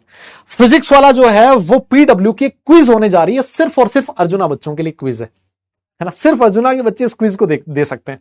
ये जो क्विज है, सबसे अच्छी बात यह है कि ये ऑफलाइन मोड में है ना। जेई वाला हमारे पास तो जेई के बच्चे हैं, नीट के बच्चे। इस क्विज के बारे में अगर आप लोग और ज्यादा इंफॉर्मेशन जानना चाहते हो तो ये आपके पास नंबर दिया, ये ऐसे मान लो एक छोटी सी एक्टिविटी है ना, एक छोटी सी एक्टिविटी है। ये जो क्विज है ये कहां होगी, जो भी हमारे ऑफलाइन सेंटर्स है, जैसे विद्यापीठ हो गया, पाठशाला हो गया, ट्यूशन सेंटर हो गए, वहां सब जगह होगी। क्विज का जो डेट है वो 19 अप्रैल को है। फिजिक्स, केमिस्ट्री, मैथ्स टेस्ट की जो टाइमिंग है वो आपके सामने लिखी है। फिर उसके बाद रिजल्ट जो है वो उतनी तारीख को डिक्लेयर किया जाएगा। क्विज जो है वो, उसका सिलेबस क्या होगा, सिलेबस जनरलाइज सिलेबस होगा। जैसे मान लीजिए केमिस्ट्री है तो केमिस्ट्री में आपसे मैटर वगैरह के बारे में पूछा जाएगा, है ना, इस तरह का। मैटर क्या है, क्लासिफिकेशन कैसे किया जाता है, एलिमेंट, कंपाउंड, इस तरह का। यस, ये ऐसी बहुत जनरलाइज क्विज होगी, कोई टॉप क्वेश्चंस उसमें नहीं पूछे जाएंगे, है ना। बहुत जनरलाइज क्विज, जितना आप लोगों ने फिजिक्स, केमिस्ट्री, मैथ्स में पढ़ लिया वही क्वेश्चंस आपसे पूछे जाएंगे, ठीक है। बहुत बढ़िया सर, ये सिलेबस हो गया। अब ये जो क्विज है इसके लिए बेटा रजिस्ट्रेशन करना जरूरी है। अगर आप लोगों ने रजिस्टर नहीं किया क्विज के लिए तो फिर आपको क्विज में एंट्री नहीं मिलेगी। अब रजिस्ट्रेशन जो है और इसका जो रिपोर्टिंग टाइम है वो 12 बजे है, उसके बाद एंट्री नहीं मिलेगी। रजिस्ट्रेशन कहां से होगा सर, पीडब्ल्यू ऐप से होगा, ठीक है। और ये लिखा है mobile phone to top 50 toppers of JEE, और जितने भी पार्टिसिपेंट्स होंगे उन सबको गुडीज मिलेंगे ना, कुछ कुछ गिफ्ट तो पक्का है। अगर आपके आसपास जो भी ऑफलाइन सेंटर है वहां जाके आप लोग ये क्विज दे सकते हो। अगर मान लो टॉप 50 में आ गए तब तो फोन मिल जाएगा, टॉप 50 में नहीं आए तो कुछ ना कुछ तो जरूर मिलेगा। क्या दिक्कत है यार, क्या दिक्कत है। अगर आप लोग अपने आसपास किसी भी ऑफलाइन सेंटर में जा सकते हो तो वहां जरूर जाओ। और ये जो क्विज है इसमें पार्टिसिपेट करने का तरीका, रजिस्टर करने का तरीका आपके सामने है। सबसे पहले आपको पीडब्ल्यू ऐप पे लॉगिन करना है, यहां पर आप क्लास 11th सेलेक्ट कीजिए। फिर उसके बाद नीचे बॉटम में आपको बैचेस मिलेगा, बैचेस का सेक्शन आएगा, फ्री बैचेस, वहां पर आप लोग जाइए और वो जो फ्री बैचेस है उसमें आप डाउन करेंगे, नीचे तो आएगा अर्जुना क्विज, उस पर आप लोग एनरोल कीजिए। आपका जो नियरेस्ट सेंटर है वो बताइए कि आपका नियरेस्ट सेंटर कौन सा है और आपका एनरोलमेंट हो जाएगा। डन, कोई दिक्कत नहीं। बेटा फोन वोन का मुझे भी नहीं पता यार इतना तो, है ना, लेकिन फोन जो देंगे वो ठीक ही फोन देंगे यार। तुम्हें क्या लग रहा है, वो ठीक ठाक सा ही फोन देंगे, ऐसे थोड़ी ना है कि कुछ भी तुम्हें दे देंगे, है ना, ठीक ठाक सा फोन देंगे। लेकिन ये चीज आप लोग कर सकते हो, है ना, ये सबके लिए कंपलसरी नहीं है। अगर आपके आसपास है तो एक बार चले जाओ, विद्यापीठ सेंटर का पता भी लग जाएगा कि हमारा ऑफलाइन सेंटर कैसा है दिखने में, है ना, और वहां जाकर क्विज दे दो। अगर रिजल्ट बढ़िया आता है तो बढ़िया बात है, नहीं भी आता तो भी अपने घर से क्या जा रहा है यार, ठीक है। एक बार आदत ही तो बढ़ेगी ना, है ना, क्वेश्चंस देने की। ऐसे बहुत सारे पेपर्स आपको देने ही है, टेस्ट वगैरह देने, तो एक तरह का टेस्ट मान के आप लोग चाहो तो इसको दे सकते हैं, है ना, ठीक है। तो मेरे हिसाब से अपनी जो क्लास का टाइम है वो हो चुका है खत्म। आपके जो भी डाउट्स रहेंगे उन डाउट्स को हम लोग नेक्स्ट क्लास में लेने की कोशिश करेंगे, है ना। और मेरे हिसाब से मैंने बहुत धीरे धीरे बहुत आराम आराम से पढ़ाया है, तो मुझे नहीं लगता कि कोई ऐसा बहुत जबरदस्त डाउट आएगा, है ना। रिवाइज एक बार रिवाइज करवा दो, नेक्स्ट क्लास में करवा देंगे बेटा ना, नेक्स्ट क्लास में आने से पहले हल्का सा रिवाइज कर लेंगे और फिर उसके बाद आगे बढ़ जाएंगे, है ना। एमसीक्यू होगी, हाँ बेटा एमसीक्यू होगी। टेस्ट सीबीटी होगा पेपर पे, बेटा एमसीक्यू होगा। हाँ हम तो नहीं जा, कोई बात नहीं, अगर नहीं जा पाओ तो ऐसा कोई दिक्कत नहीं है। आइडेंटिटी चेंज नहीं करता है तो कैसे बॉइलिंग, फ्रीजिंग, मेल्टिंग, कैसे फिजिकल प्रॉपर्टीज होगा बेटा। आइडेंटिटी चेंज, आइडेंटिटी का मतलब होता है कि वो सब्सटेंस ही दूसरा हो जाए। जैसे मान लो आप H2O सॉलिड को मेल्ट करोगे ना, आप H2O को मेल्ट करोगे तो रहेगा तो H2O ही ना, उसका केमिकल कंपोजिशन सेम ही रहेगा ना। आज भी उसमें वाटर और हाइड्रोजन और ऑक्सीजन का बाई मास रेशियो सेम है, सिर्फ बात इतनी सी है कि उसकी स्टेट चेंज हुई है ना, तो फिजिकल प्रॉपर्टी है ना, उस केमिकल कंपोजिशन में कोई चेंज नहीं आता, सिर्फ स्टेट में चेंज आता है ना। तो बाकी थोड़ा सा यहां से हम लोग रिलेट करते हुए नेक्स्ट क्लास में वापस पढ़ेंगे। नेक्स्ट क्लास अपनी कल ही है, कल सेकंड क्लास अपनी होने वाली है। आप लोग जितना मैंने पढ़ाया उतना रिवाइज करके आइए। नेक्स्ट क्लास में हम लोग यूनिट्स के बारे में पढ़ेंगे, है ना, और वो जो यूनिट्स आप लोगों ने फिजिक्स में पढ़ लिया तो मेरे लिए काम बहुत आसान हो जाएगा, ठीक है। तो चलो फिर इसी प्रॉमिस के साथ कि आप लोग नेक्स्ट क्लास में रिवाइज करके आएंगे। अब ये जो क्लास है मैं इसको खत्म करने जा रहा हूं, नेक्स्ट क्लास में आपसे वापस मुलाकात होगी। सारे लोग अपना ख्याल रखें, खुश रहें, हंसते मुस्कुराते रहें और पढ़ाई जरूर करते रहें, क्योंकि ज्यादा काम पढ़ने से चलेगा, सिर्फ मुस्कुराने से नहीं। नेक्स्ट क्लास तक के लिए ta-ta bye bye, love you all.